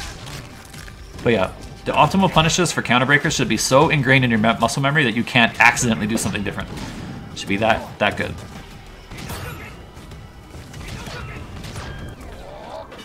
Okay. I think none of this is actually a punish.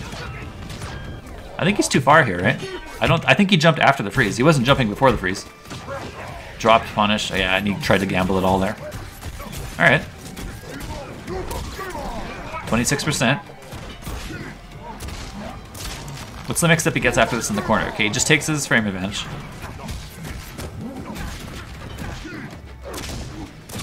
This is hard knockdown. And great block from Thompson. His success rate on blocking that is really high. And remember, you can't DP that. Even with instinct pop, you can't DP that if it's done correctly.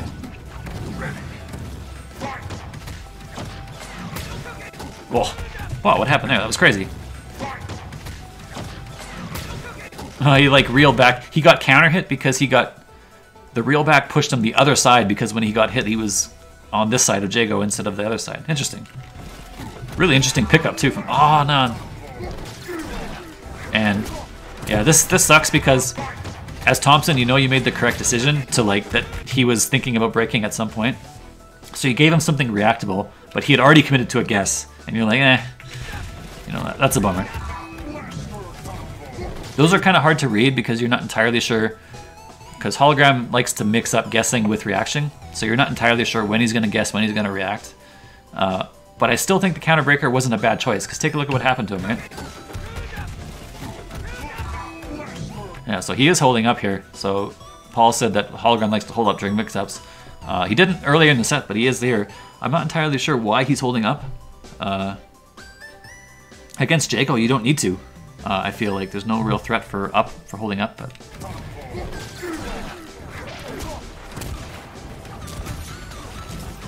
Yeah, he got away with the counter breaker for free there, is what I wanted to say. And there was a command, another shadow grab attempt. Oh, they're just staring at each other. Backdash. Yeah, there's the light DP. I like this better because he gets this opportunity here. Yeah, light DP was a good choice there. And no dash cancel from Hologram there. Also, I wanted to say that, you know, even if the guy does shadow DP or regular DP, and you know it's coming, and you have like lots of time to think about this, you can actually just kind of OS punish this on the way down. Like there's a spot where on the ground, like Hologram is coming down from DP, right? Let's say here. There's a height where he can no longer input follow-ups, right? And then he lands in his recover and is punishable. So if you wait long enough, there will eventually be a spot where you can still punish the landing frames of the DP, but you will not get clipped by the follow-ups. So maybe that's something worth practicing. It's pretty low to the ground because you want to make sure that you catch the startup of follow-ups if they come. So it's pretty low to the ground, but he has a lot of landing recovery from just raw DP, so you're actually pretty safe to wait and punish a little late.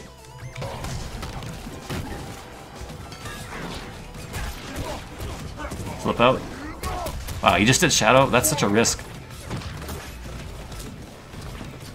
Nice anti-air. See, this is who should be jumping. It's the defender who should be jumping if you have the corner. Don't, as the offensive player, you have no reason to jump here. The defender is the person who has to take the risks to get out. All right, but he does get full screen. What a swing in neutral there. Ah, he got him. I thought he might have been blocking.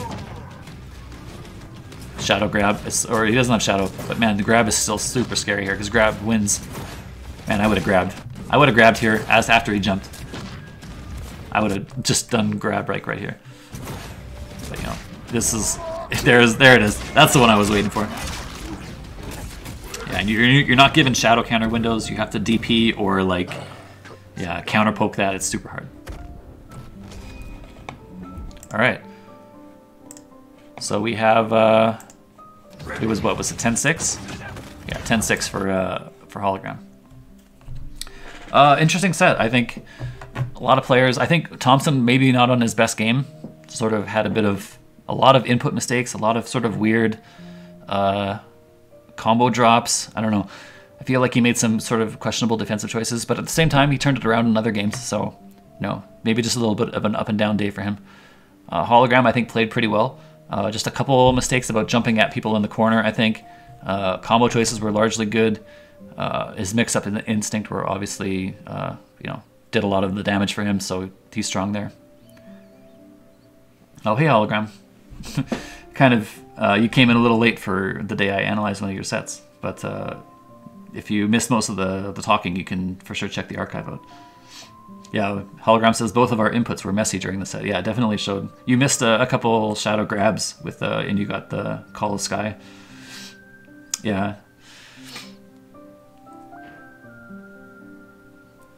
But yeah, it was a fun set to watch. I actually, you also played against Nate, which is actually also on this channel. And what time is it right now? It's a little after 4 my time. So there's the, what's it called? I don't even know what it's called, but there's a KI tournament happening later today. That's part of the the Kilgore Fund thing. It's like a qualifier for one of the year-end events. So I kind of don't know if I should analyze a bit more or not, because I think if I analyze a bit more, I'll run into their time. And I imagine most of you guys or many of you guys would prefer to watch that instead of me. So maybe I don't have time to do that today. PCK is in like 2.5 hours. Really? I thought I saw earlier today that it was happening at 5:30 Central, which is in like half an hour. Did they change the time? Maybe they changed the time?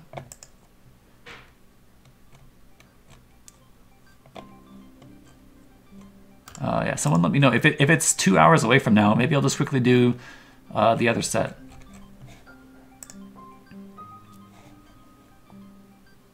Yeah, someone's saying it's in 50 minutes at 6 p.m. Central, so at the top of the hour.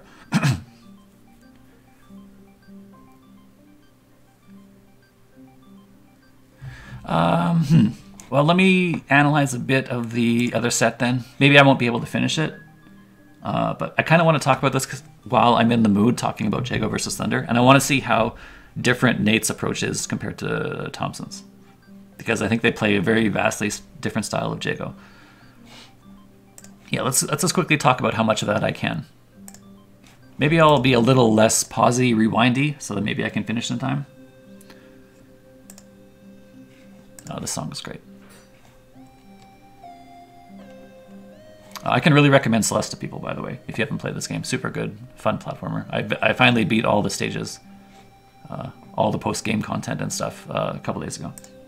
Anyway, let's talk about this for as long as we can, and maybe I finish it, maybe I don't. Maybe it runs a little bit over, but depending on how far I get, maybe I'll just finish it. Yeah, because I really want to see. We've been talking about this, and there's the same Thunder player, so he's got a lot of the same stuff we just saw, versus a sort of a bit more fluid, sort of interesting Jago player who likes to mix up neutral, a lot of mix-ups, you know, a lot more one chances than Thompson. Let's see how it goes.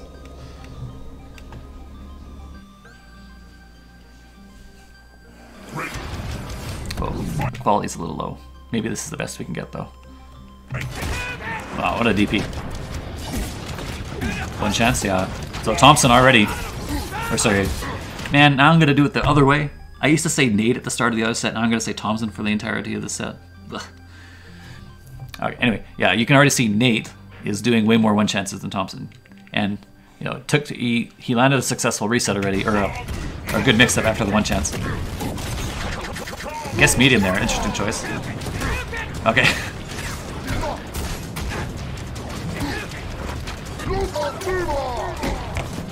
This is a bit high, or a bit loud maybe. Where's my mouse? Well, you know, sometimes you just get hit by all the DPs. Alright, moving on.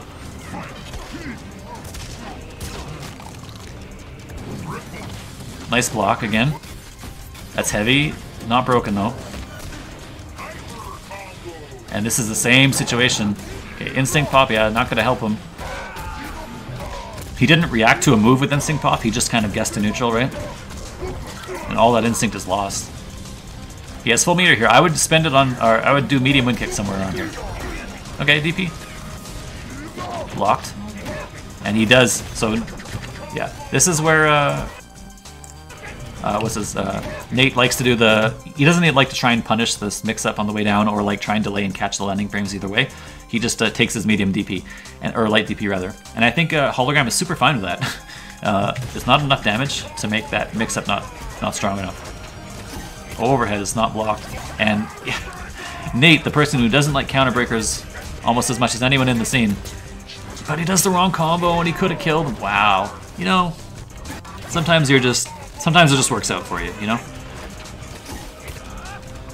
The person, yeah, I feel like Nate, especially in game one of a set, is the least likely person to counter break here of like almost anyone I can think of. So the fact that he brings this out means that I hope Nate is on board with counter breakers a bit more often. That'd be nice. But also, this puts a real, I don't know. If I'm Hologram, I'm thinking to myself, man, even Nate's gonna counter break me here, all right?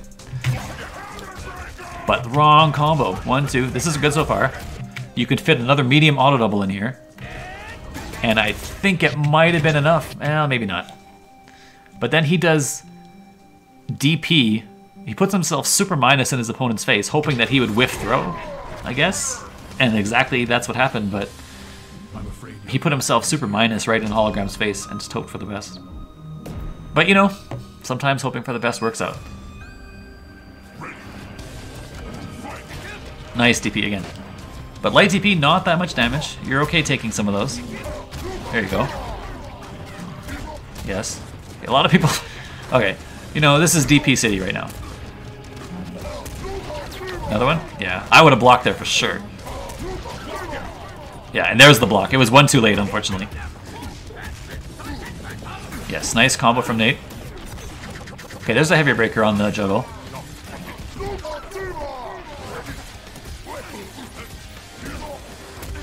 What's he got here? This can't be DP'd. No, you have to block it. And then guess. And he's guessed wrong. So Hologram wasting out his own instinct here, which I think is okay. Because if he doesn't, let's take a look at this. Is how much life he had, or how much instinct he had left at the end of this life bar. I feel like while the timer's ticking down for the next round, he's gonna start with not that much. So it's more valuable to him to waste Jago's instinct too, I think. Is the correct choice here, is to waste out both instincts. And he gets an instinct pop, so it's not so bad either way. Nice backdash. DP's coming. Oh, come on. Oh, medium break through the fireball. There's the. I like this. This is good from Hologram. I think getting in like this is. It's super risky. Blocked is big time punish, but you know. These guys love their DPs. Having some fun today.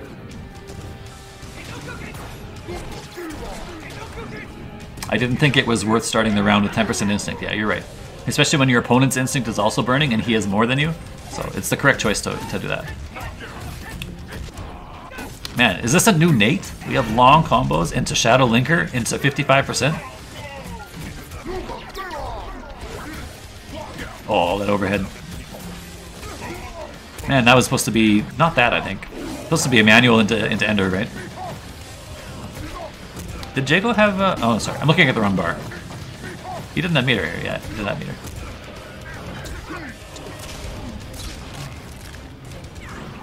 Dash through? No, that's not going to work. He did Shadow Wind Kick, and I don't think there's another input that fixes that the other way. So I guess he just actually tried to do Shadow Wind Kick that way. All right, 1-1 early. All right. See, this is what happened to. This was a very similar situation to what happened in the previous set. Hologram put himself -3 with heavy thing, and then tried to do DP, right? I remember when Thompson did a forward roundhouse, and it got stuffed. But Nate pressed a different button and hits the DP, because it's only a high crush. So if you press any low button or any mid-hitting button, it works. I like the medium wind kick. Or is this medium? Yeah, that was medium. Man, look at this. It's almost like Nate's playing the real game here. This is super sick. 50%. All these openings. What a DP that was. This is at the apex. It's not gonna work. All right, throw. He tried to maybe guess break a light auto double, but you know sometimes it works out in your favor.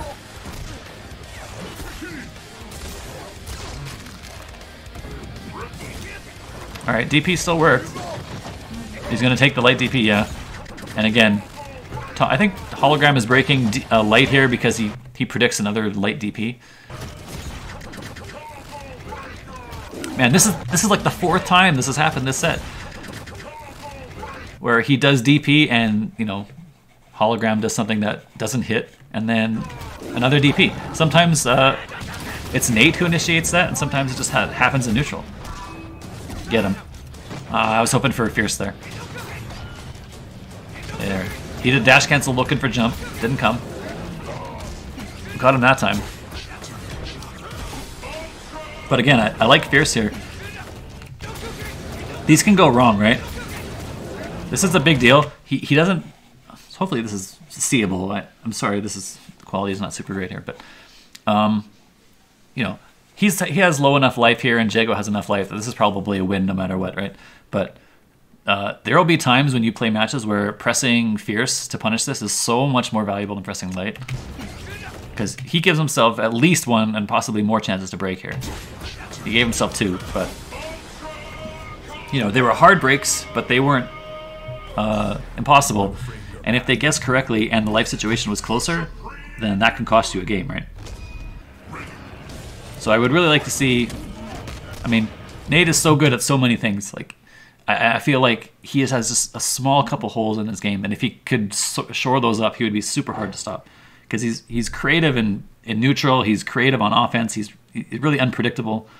I feel like those are all really good strengths of his. Punish game and combo game, maybe. Well, he has some really good aspects to his punish game too. When he plays someone like Cinder, he DPs Trailblazers and stuff like that. That's all great. But I feel like maybe frame data knowledge / like when can I punish with a fierce, maybe that sort of stuff would, because you know, if Nate's doing all this stuff in neutral and then he also gets max damage punishes, where's your hole? Where can you stop him? All right.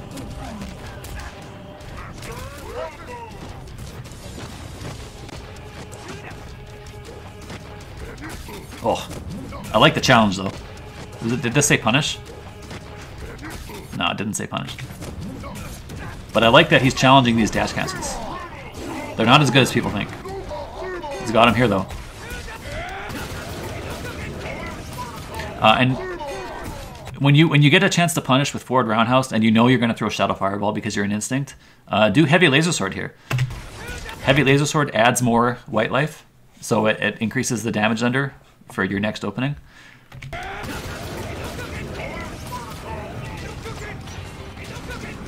And again, these are hard to get around. Oh, and there's another Shadow Grab missed. Would have worked too. There's another DP on the. He doesn't want to take the. But that was heavy, so that was super worth it. One chance. Oh, reset instead. Okay, but it keeps the corner, which is important.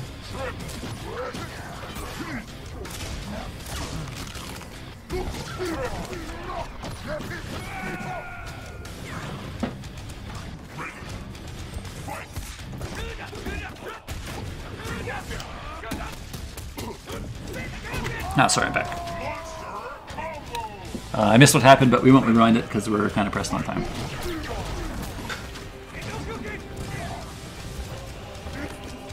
Oh, he just didn't block. Ah, okay, finally he blocked and punished with heavy. Yes. Medium breaker. Wow. Did he guess or did he know?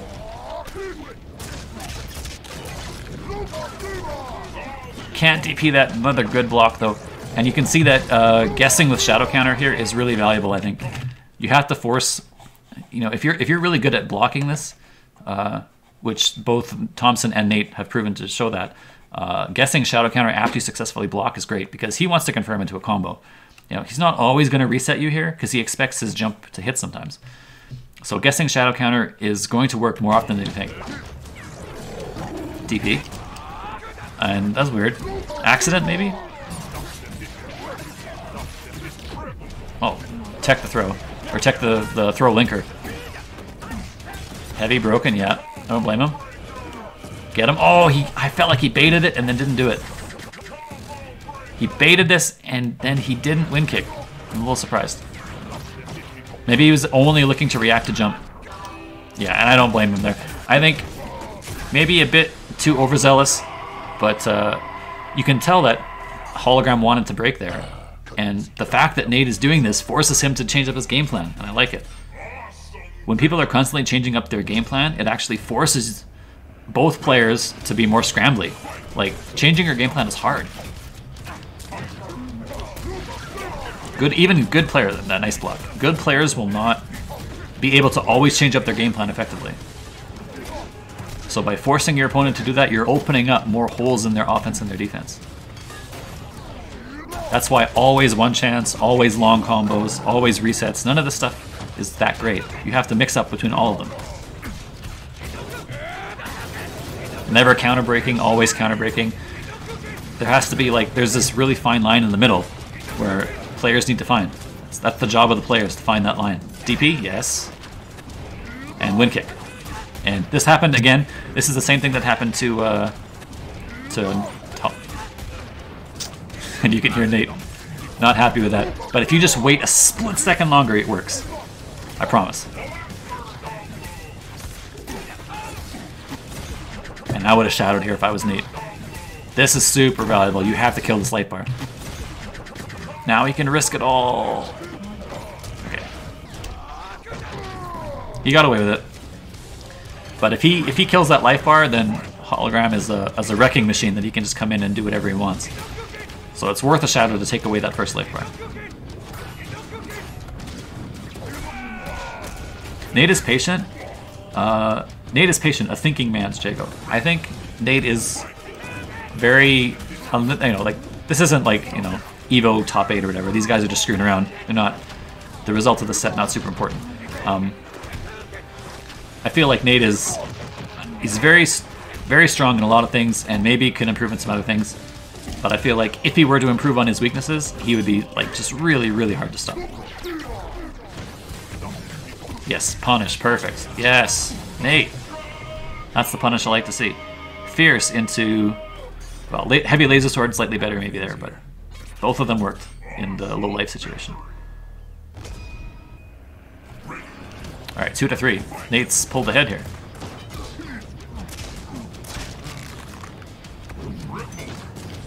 Overhead is good.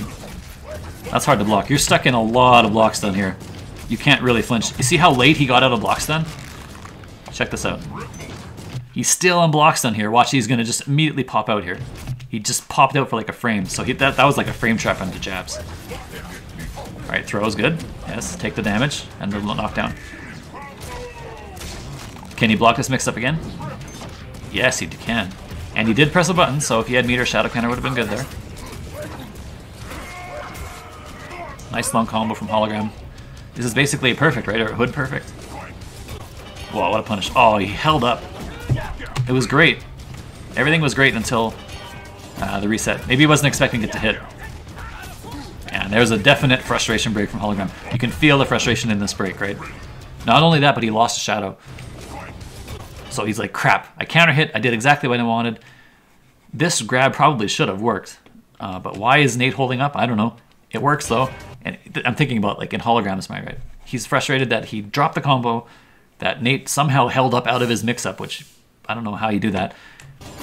And then he gets a shadow stuffed here. Says see reversal. He tried to shadow grab or something. Lost a shadow meter too. So immediate guess break, because of course you have to. You're mad. This is if you're a player who can read the temperature of your opponent and do this sort of stuff, then you have such a huge advantage on them. Nice long combo from Nate. 38%. DP is not going to work. Yeah, he tried it.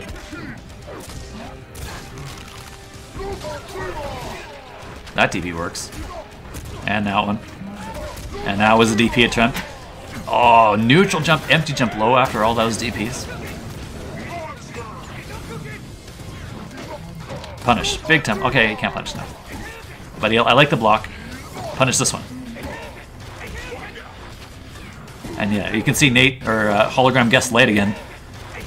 And said heavy DP comes out. Oh, he stuffed DP there with low. See, like, why would Nate not do shadow or meter ender here, right? Why, he's doing the right thing, build some instinct, and then why do this ender? Why not do meter ender? It's kind of weird decisions like that I love how Nate plays a lot of the time, and then sometimes it's just kind of a random, odd choice that makes you wonder, like, why would he do that, And he probably needed the meter if he wanted to make this comeback. Looks like it's not going to happen.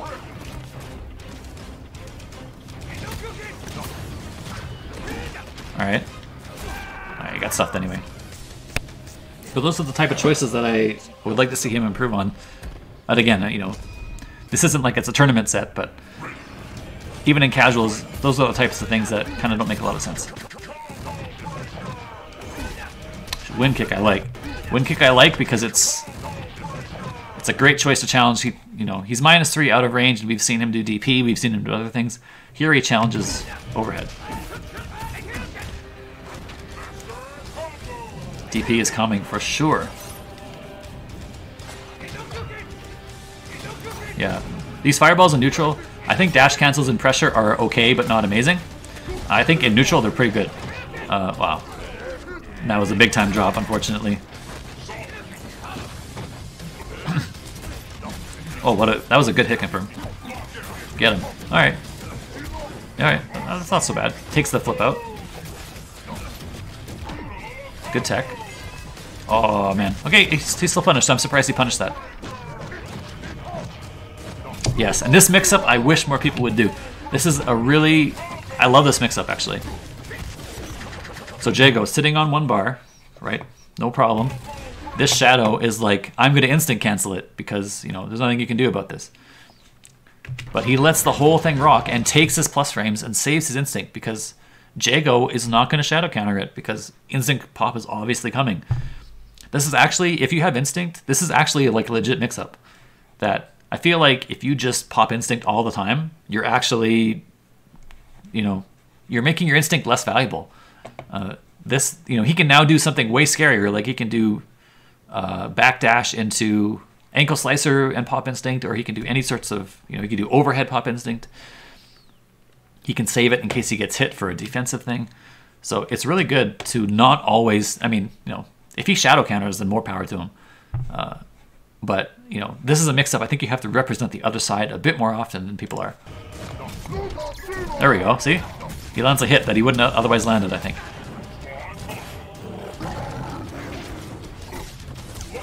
And he guessed. And really perfect combo from Nate. See, like where was that in the previous game where he did wall split under, right? He did maximal punish rather than doing one chance. He built 2 reps of instinct. Built 2 shadows. He got 2 shadows worth of health in the previous combo. And then had enough instinct left to build himself full bar again during blocked fireballs. Like, every possible thing came up Nate in that combo. And it's just, yeah, those are the types of decisions I'd love to see him make more often, because how do you beat this guy if he's going to do that? Nice TP.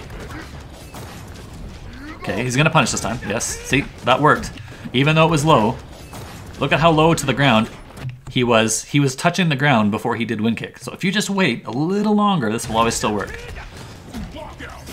Overhead, he was even stand blocking, or he was standing up when he got hit there. Wow, that works. I guess the active frames were like 1 away from hitting there. Alright, one mix-up, I would block and shadow counter. Okay, or get hit by empty jump low on the cross-up side. You know, sometimes you're the best and sometimes you can't defend. That's super hard to block. Oh, I got stuffed. Oh, man. Medium linker wall splat. Oh, he's gonna get him here for big damage. Shadow. Oh, I like this better. Shadow damage ender for the hard knockdown and the corner switch before that, so he gets to keep the corner. Yeah, that doesn't work. Great punish. One chance for ultra, and what a break. He guessed light. He can still win very easily. What a combo, but no ultra Nate. Oh, I can't believe that didn't kill him. I also... Oh, and he panicked. Oh, no. I don't blame him for panicking because this was like a really tense situation. Both players maybe thought they should have won earlier. No shadow counter. Great punish. Interesting combo, but you only needed... Did he even have enough to just do raw ultra here? I think this is... No, he didn't. If he did shadow, he would have, though. But okay, one chance into ultra was enough. Right, here's his one chance, and ultra danger is here. Then two manuals, which are instinct only, and then launcher ender. And then, you know, even the launcher ender is probably enough if he does shadow DP after. So okay, there's one chance that Nate gave away the round. Guest break from Hologram saves himself. 1, 2, 3. Nate mad about this not killing him, and I probably wouldn't have counter broken here because I thought this might have been enough. He jumped, and then Hologram's like, eh. Nate stayed solid there and didn't panic in the neutral, but because he had the full screen to work with, Hologram felt like he probably had to do something kind of crazy. But also Hologram is like, you know, kind of living with the house money there. He survived kind of 2 situations he might have died, so overhead. Backdash is good.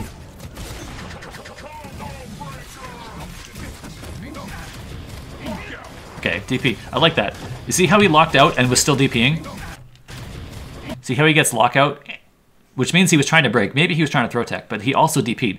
Which you can do, right? You can input throw tech and then mash DP, or not mash, but input throw tech and DP within a couple frames of each other, and you cover situations like this. You know, Hologram has options to beat them, but this will beat, this will like light break and tech throws and also beat mix-ups. So it's a smart choice. It's like a kind of a multi-layered OS. There you go. Punish with Fierce into Thing. Wow, that hurts a lot. That was 29%, and he still didn't even cash out. That was the damage of Shadow. Yeah.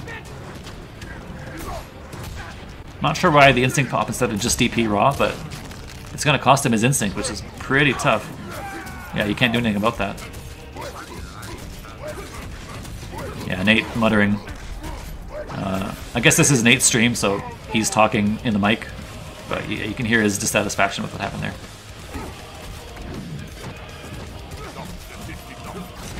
Light break. DP is good. See how much time he has to DP, right? These fake fireballs are so good in neutral because they force action. They force action on the opponent, and you can't always block them because they don't do a ton of chip, but they build Jago a ton of meter. And Jago with meter is dangerous. So you can't just like block fireballs all day.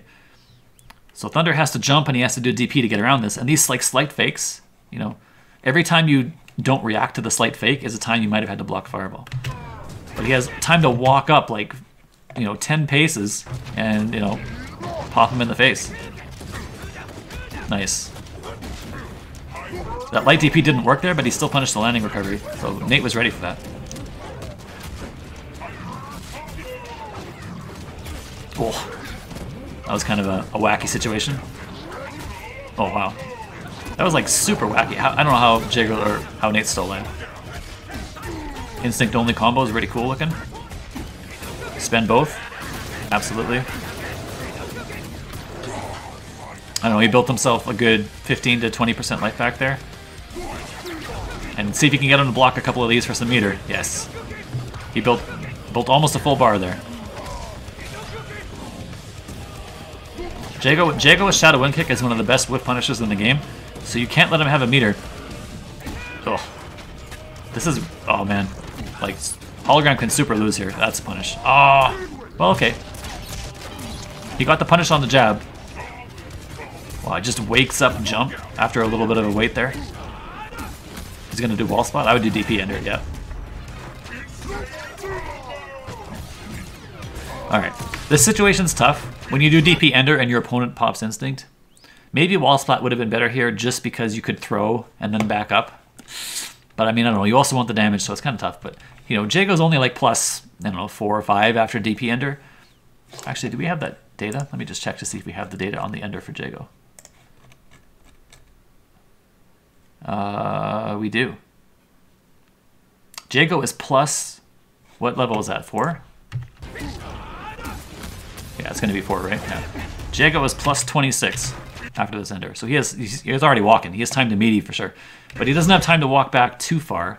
And this Instinct pop puts him sort of in a disadvantage because, yeah, I mean, he's scared of Shadow Grab. He's scared of things. He has to jump to avoid Shadow Grab. Yeah, he's in a tough spot where he gets hit by low here. You hear him say he tried to block. Looks like he blocked the low and then got hit by the... He got hit by the triple axe, no matter, even though he blocked the normal. Alright, let's see if we can finish the rest of this quickly. How much time do we have left? We're about halfway through, a little bit under.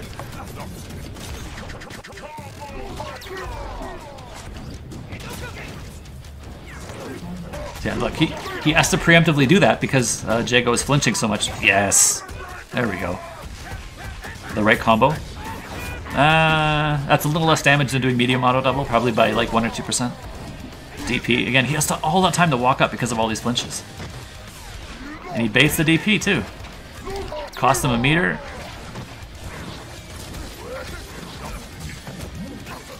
You know, Hologram scrambled to his credit to bring that back, but this is a situation where I think 80 to 90% of the time... Oh, okay. Oh, no cancel! That sucks.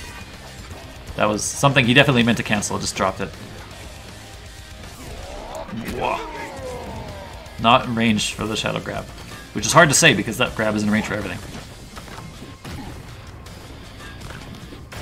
I like these throws. Nice. That's a Street Fighter 5 tech. But throws, Thunder without meter is very weak to throws. Car canceling these fireballs. That's really cool tech. No punish. Well, you know, it could have been forward roundhouse.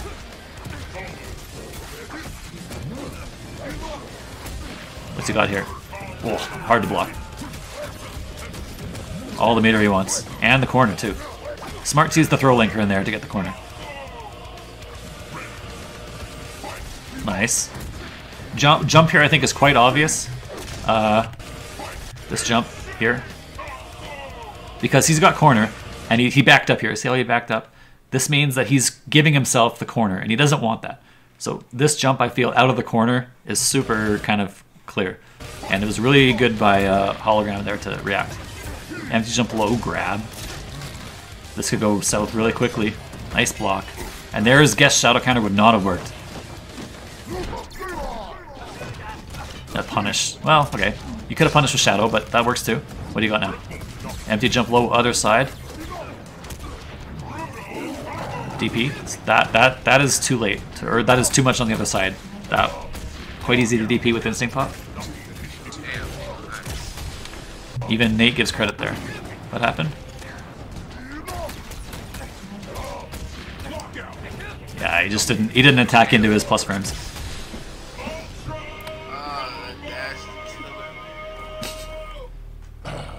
Nate says that dash is a killer, talking about the instinct dash from Thunder. It's really hard to stop. You kind of have to like be at a certain spot on screen and press low buttons.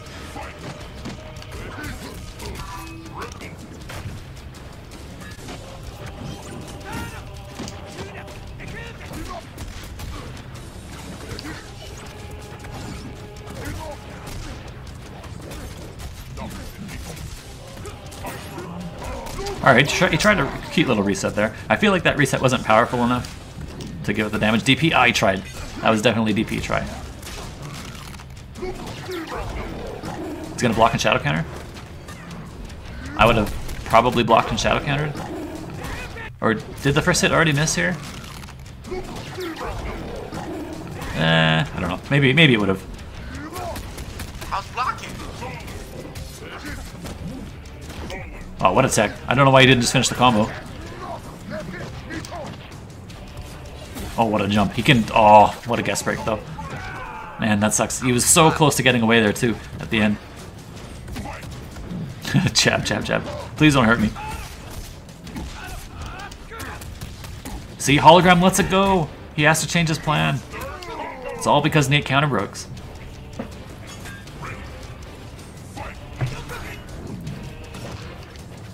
Oh, he's gonna get him. It was a really good try from Nate, I think. That type of thing would work. What a block. That type of thing would always work without instinct, but the instinct pop there kind of turned a good situation for Nate into a hit. That MG jump low, man, that's super hard to block. You can sort of fuzzy guard it, but when you're scared about getting hit cross up and not cross up, you kind of can't easily fuzzy guard. And backdash is the correct idea. Block all these fireballs. You have no choice but to give Jago all the meter back. Or you can do that, but that's a risk. Man, Jago, turn this around real quick.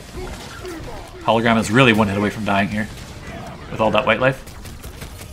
Okay, overhead reset. Hologram most happy to just get his life back, I think. Now he's 2 hits away from dying. One long combo is enough. And he's not breaking because of it. Is he? How long is he gonna? Oh, I can't believe he didn't end it. Must have been an input mistake, right? He knows that Nate is, you know, enjoys the one chance combos. So like, but Nate also needs this long combo. He does not want to give Thunder instinct and then have to deal with that. He's extending it as long as he can, and then I think Ender wins there, but he just dropped the combo, I guess. I tried to end that shit. Yeah, even Nate says he tried to end it. I was like, okay. But I love the long combo choice despite the combo drop. I feel like it was the correct thing for Nate to do. Force the hand. If you do one chance there, you give up your advantage. You like, your opponent is terrified of being wrong on the breaker and losing. But if you do one chance, you take that all out of his hands. So it was the super correct choice by Nate.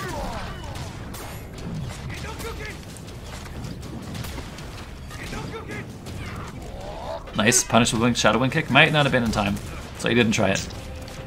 DP, yeah. The jumping a bit too much right now.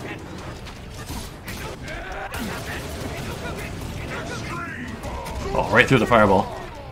In order to not block those meaty fireballs, you have to do something silly like that DP. Or, not silly, but risky.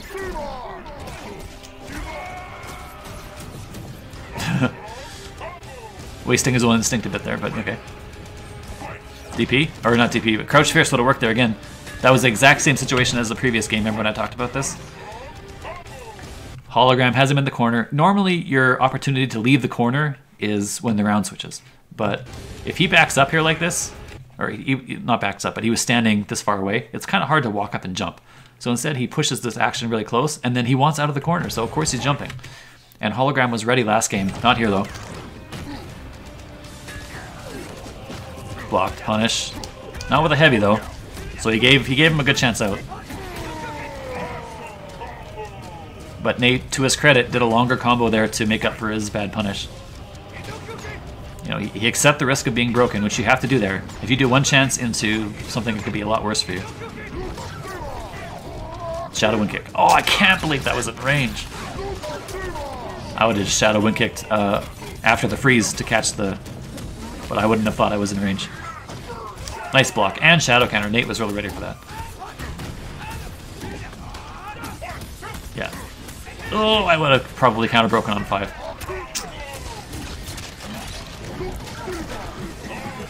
Oh, right in the front. I think that was medium. Triple X after the first wall splat.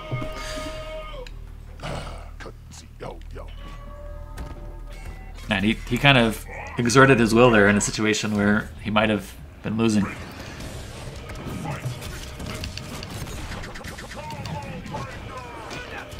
So these situations, these things where you break, and okay, so Jago's +1 here, and you know, this is a matchup thing where you kind of know that if you backdash, you're out of range, and you can DP this. You have enough time to react, but this is sort of a really specific matchup thing where, you know, backdash, you're pretty safe from Thunder. Even if he tries to exert his influence by ankle slicer or triple axe, you can DP it. All right, DP coming, yes. If I can say DP coming, yes, by the time the jump completes, you know that it's a tough jump.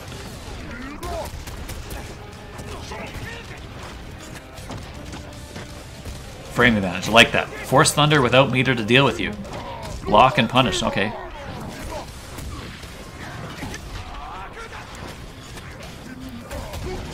So I like this actually shadow wind kick thing.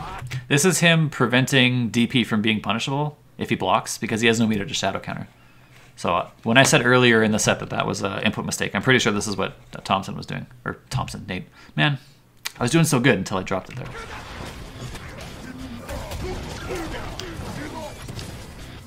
But the input for that is actually pretty annoying.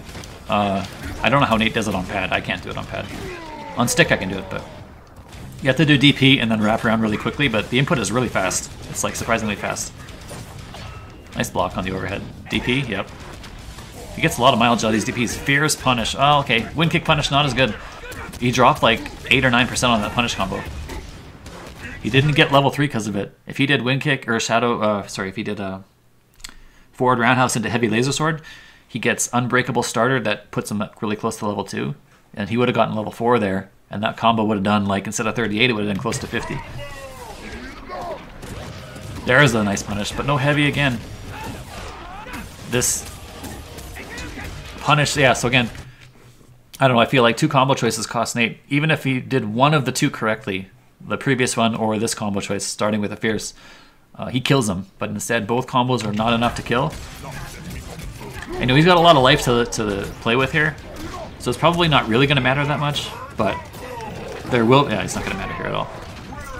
But there will be games where it matters, so... it's one of those things that you have to work on, or that the community has to work on, good punishes.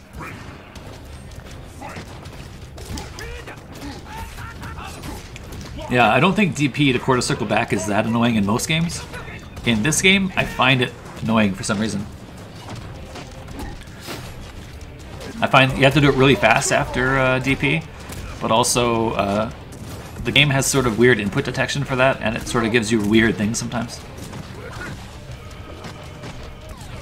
DP's gonna work.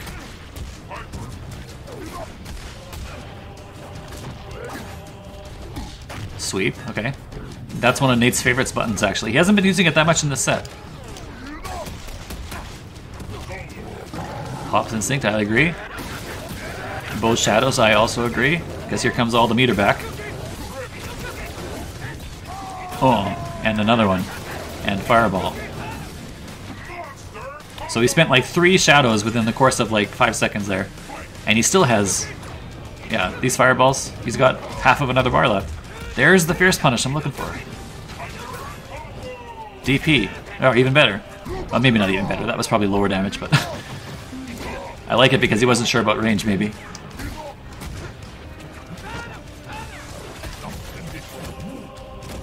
Alright, but Nate has a lot of life to play with. He's already spent 1 Instinct, and he's going to have another one to the start of round 2. And there's Guest Shadow Counter, and I like it. I like it a lot, even though it doesn't work. It's actually very unlikely that Hologram waits there. So, you know, props to Hologram for doing the correct choice. But, yeah, I don't dislike the idea at all. I hope he keeps representing it. Shadow Wind Kick, absolutely. And delayed manual, delayed linker cancel gives him all this damage. DP. Okay, he tried. That stand jab was DP for sure. Yeah, that was a drop from Nate. This is the correct choice, walk up and do something like that. But he still had a chance to recover and punish there, but didn't quite work out. It's not over yet. It's super not over. Wow, he really got away with it, I think. Yeah, even Nate knows it. Yeah, I feel like he got away with one there. DP? Yes. Wow, what a great DP that was. That was not even a combo. That was a nice reset. He gets to try to guest break early. DP? Ah, he backed up instead. Yeah, I feel hologram breaking there was pretty likely. Hard to break or hard to block these resets. Man, another reset. Nice tech there though. I like that one. Did he jump? No, he didn't jump. It looked like he was jumping on my screen. Maybe just the artifact of the video. That was a cross-up? Alright. Man, Hologram made like 7 correct decisions in a row there. This DP can't work yet. That was DP and that was Shadow Grab. That was crazy. Did you see that? So Hologram made like 7 correct decisions and broke through Nate's good defense. And then did this. So he blocks. Right? This is in the front, by the way. This is crazy. And then he tries to do DP and gets Fireball. And he tries to do Shadow Grab and gets Lightning. He didn't even have meter for Shadow. But that definitely, Lightning wins his face with Command Grab. Shadow Wind Kick there works, right? This is what I mean about Jago being such a monster whiff punisher. Shadow Wind Kick. Many other characters out of range, not Jago. And it's the correct choice to do it here because then he gets 0 KV starter for the kill, and he can build 2 reps of Instinct, so he doesn't lose any of his Instinct and gets level 4 Ender and can dump both Shadows. Instead, he chips out and now loses all his Instinct and doesn't even have full meter. Okay. Scrambles for it though. Throw. Yes, another throw. Hologram likes that throw there. Cross up. Yeah, he's out of there. Oh, and he tried it again. The correct choice was to take a swing and then whiff punish if he does something else. But I feel like that was just input mistake from Nate, or like, you know, his mind kind of got overloaded for a second there.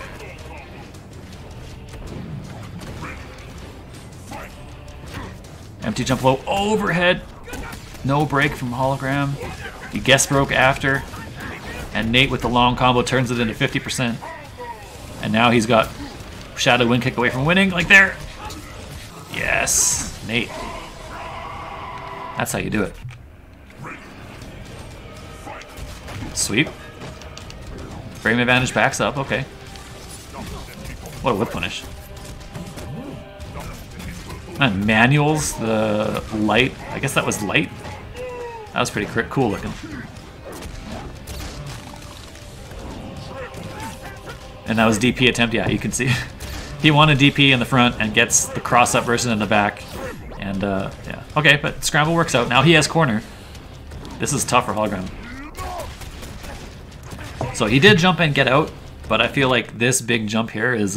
Nate's been really good about anti-airing these. So this is a big-time risk.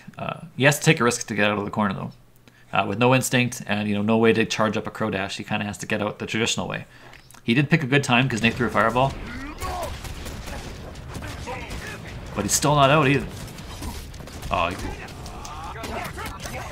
there we go, Nate. Attaboy. Good punish. Medium auto double. Yes, there's the good one. 48. If he did a different combo, it might have been only 45, 46. And then that fireball that he lands on does not kill him. And maybe he wakes up, instinct pops, and kills your life bar. Optimal punish is very important. What a jump. Shadow laser sword, please. Okay, he wants to save the meter. I don't disagree. That's alright, Shadow works there. Okay, interesting. So I asked earlier whether Shadow DP beats Shadow triple axe, and there's my answer. Light. There's the bait. Oh, we got him. Okay, you know, lands on the fireballs just as good. All that meter back for free. Shadow Wind Kick. Oh. This is why Jago with meter is so scary. You can never whiff anything. Just Shadow Wind Kick, right? He wasn't quite ready, but all that stuff is super free for Jago. There's the Shadow counter I wanted to see. Great. Moving on. 7-8, so Nate's winning. Punish, not with a fierce, but okay.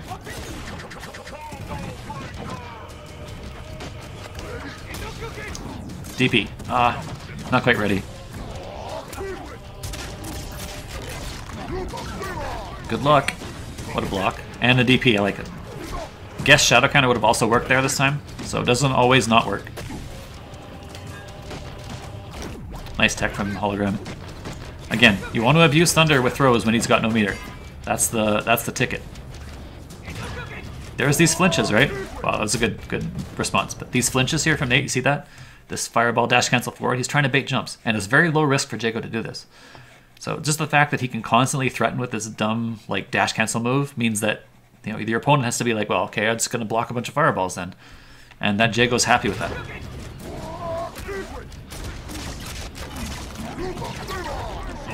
Block. No, I would have guessed front too. That looked really hard to block.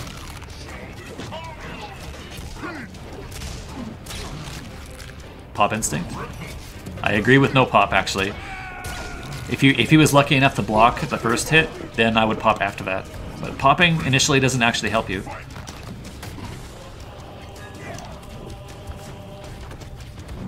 DP, yep. Remember, all these DPs really hurt. They're like, and no punish with the fierce, but okay, we're in there still. There's the better punish. And Hologram guesses early. He had a chance to get out actually, but... DP? Okay, not so bad. A little bit lower risk anti-air, considering he wasn't sure if the DP would hit. And that's the other thing we forgot to mention here, is that, you know, if you sometimes charge these fireballs, you're never actually out of it, because you can just hold the fireball and anti-air with the fireball itself. See? He holds it a little bit there. If he threw it earlier, he wouldn't have landed on that. DP. Oh, he tried. But okay, he turned it into something good. I like the scramble confirm. All this meter back. Even better bait. You see the bait? He's been doing this a lot. This is a great bait by Nate. Watch this again. Fireball. He loves to Kara cancel these fireballs. He backs up so that he can Kara cancel it into another fireball, right? He wants us to block, and then he's going to do stand roundhouse fireball. And it's going to be a cancel, and you're going to get more fireballs, right? Look what he does. Fakes it. And then he comes in. Of course he's going to come in. He expects that. Perfect punish. Level 3. I don't agree with wall splat on level 3, maybe, but... I would take damage there if you don't need health. DP? No, too far away. He didn't walk forward. The other times he had walked forward there. But he's in a good spot. Hologram is really annoyed right now. I would shadow counter it. Yes, Nate, you did it. So this is a different player than the mix-up he did earlier, right?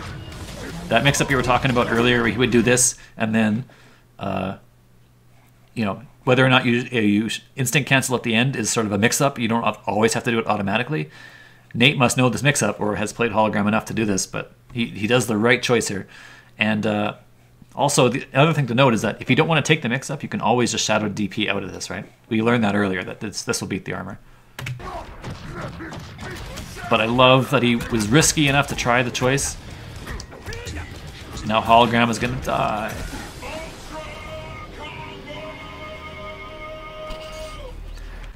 Alright, we're pretty close to the end. And then you guys can go check out the other tournament. See, this is why I think Jago holds his own quite well in the neutral. He forces Thunder to do stuff. That's kind of like not all that great.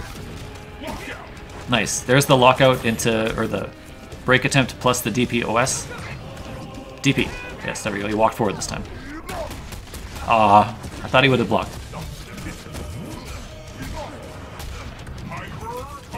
Nice. Yeah, even Nate agrees. I think meter ender might have been enough, but you know, if you're unsure, don't do it. Oh, that's big time punishable. Both players made a mistake there. Nate thought that would combo, and Hologram wasn't ready. So look, this is super annoying for Thunder. What are you gonna do about it? Guess with DP? I mean, you guess, but you know. Oh, that was really good though. Oh, he's got him. Fierce. Yes, Shadow. Look at the damage on this bad boy.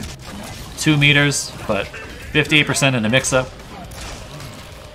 All of Jago's instinct wasted. That was hard to block. Ah, this is over.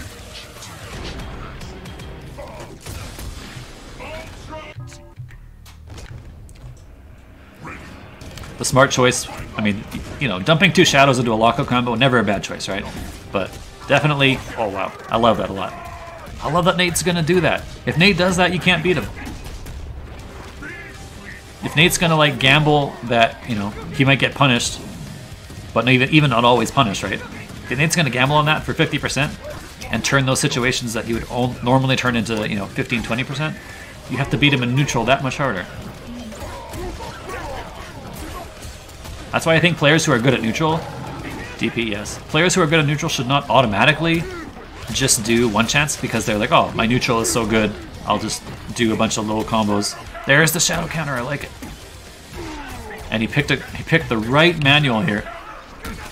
When you have this low life, pick Fierce. Always pick Fierce. You want to kill him, but you don't want to force him to guess.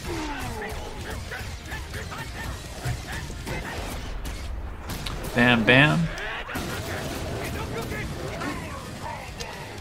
Great choice from Nate there. But yeah, if you have a great neutral, you should be doing longer combos. You want to force them to, like, you know, if you get broken, you're in neutral. That's where you like it. So like, don't worry too much about being broken, and don't worry about like forcing your Oki. If you constantly have this threat of long combo, then your opponent's even more scared because they know they have to beat you in neutral with less of a life advantage. Nice. Okay, good DP as well. An even better one there. Nice bait. Is he gonna dash under? And yes, I would do. Dump all that meter, back up. Get all this meter back. Can't do anything about this. What are you gonna do? He's got full bar.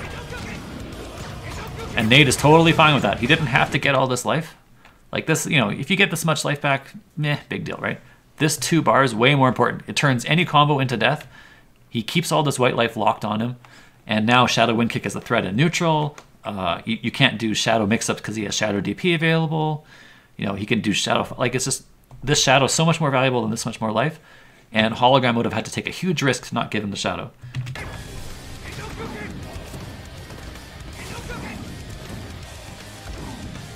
DP, yes. Did he jump? He did jump. What a good jump. Wow, okay. Finally, Hologram reacts to the break. DP. Okay, he didn't get DP, and of course, Hologram isn't going to take the chance this time. Is he going to win? He can win this with 1 mix-up right here and a combo. Yes! He even says got him. It's exactly what I wanted him to do the rest of the set. And this time it finally works. But it started with a great block here.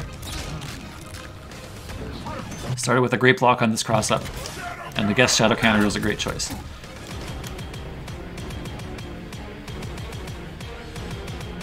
And then, as is tradition, you always do your full ultra when you win.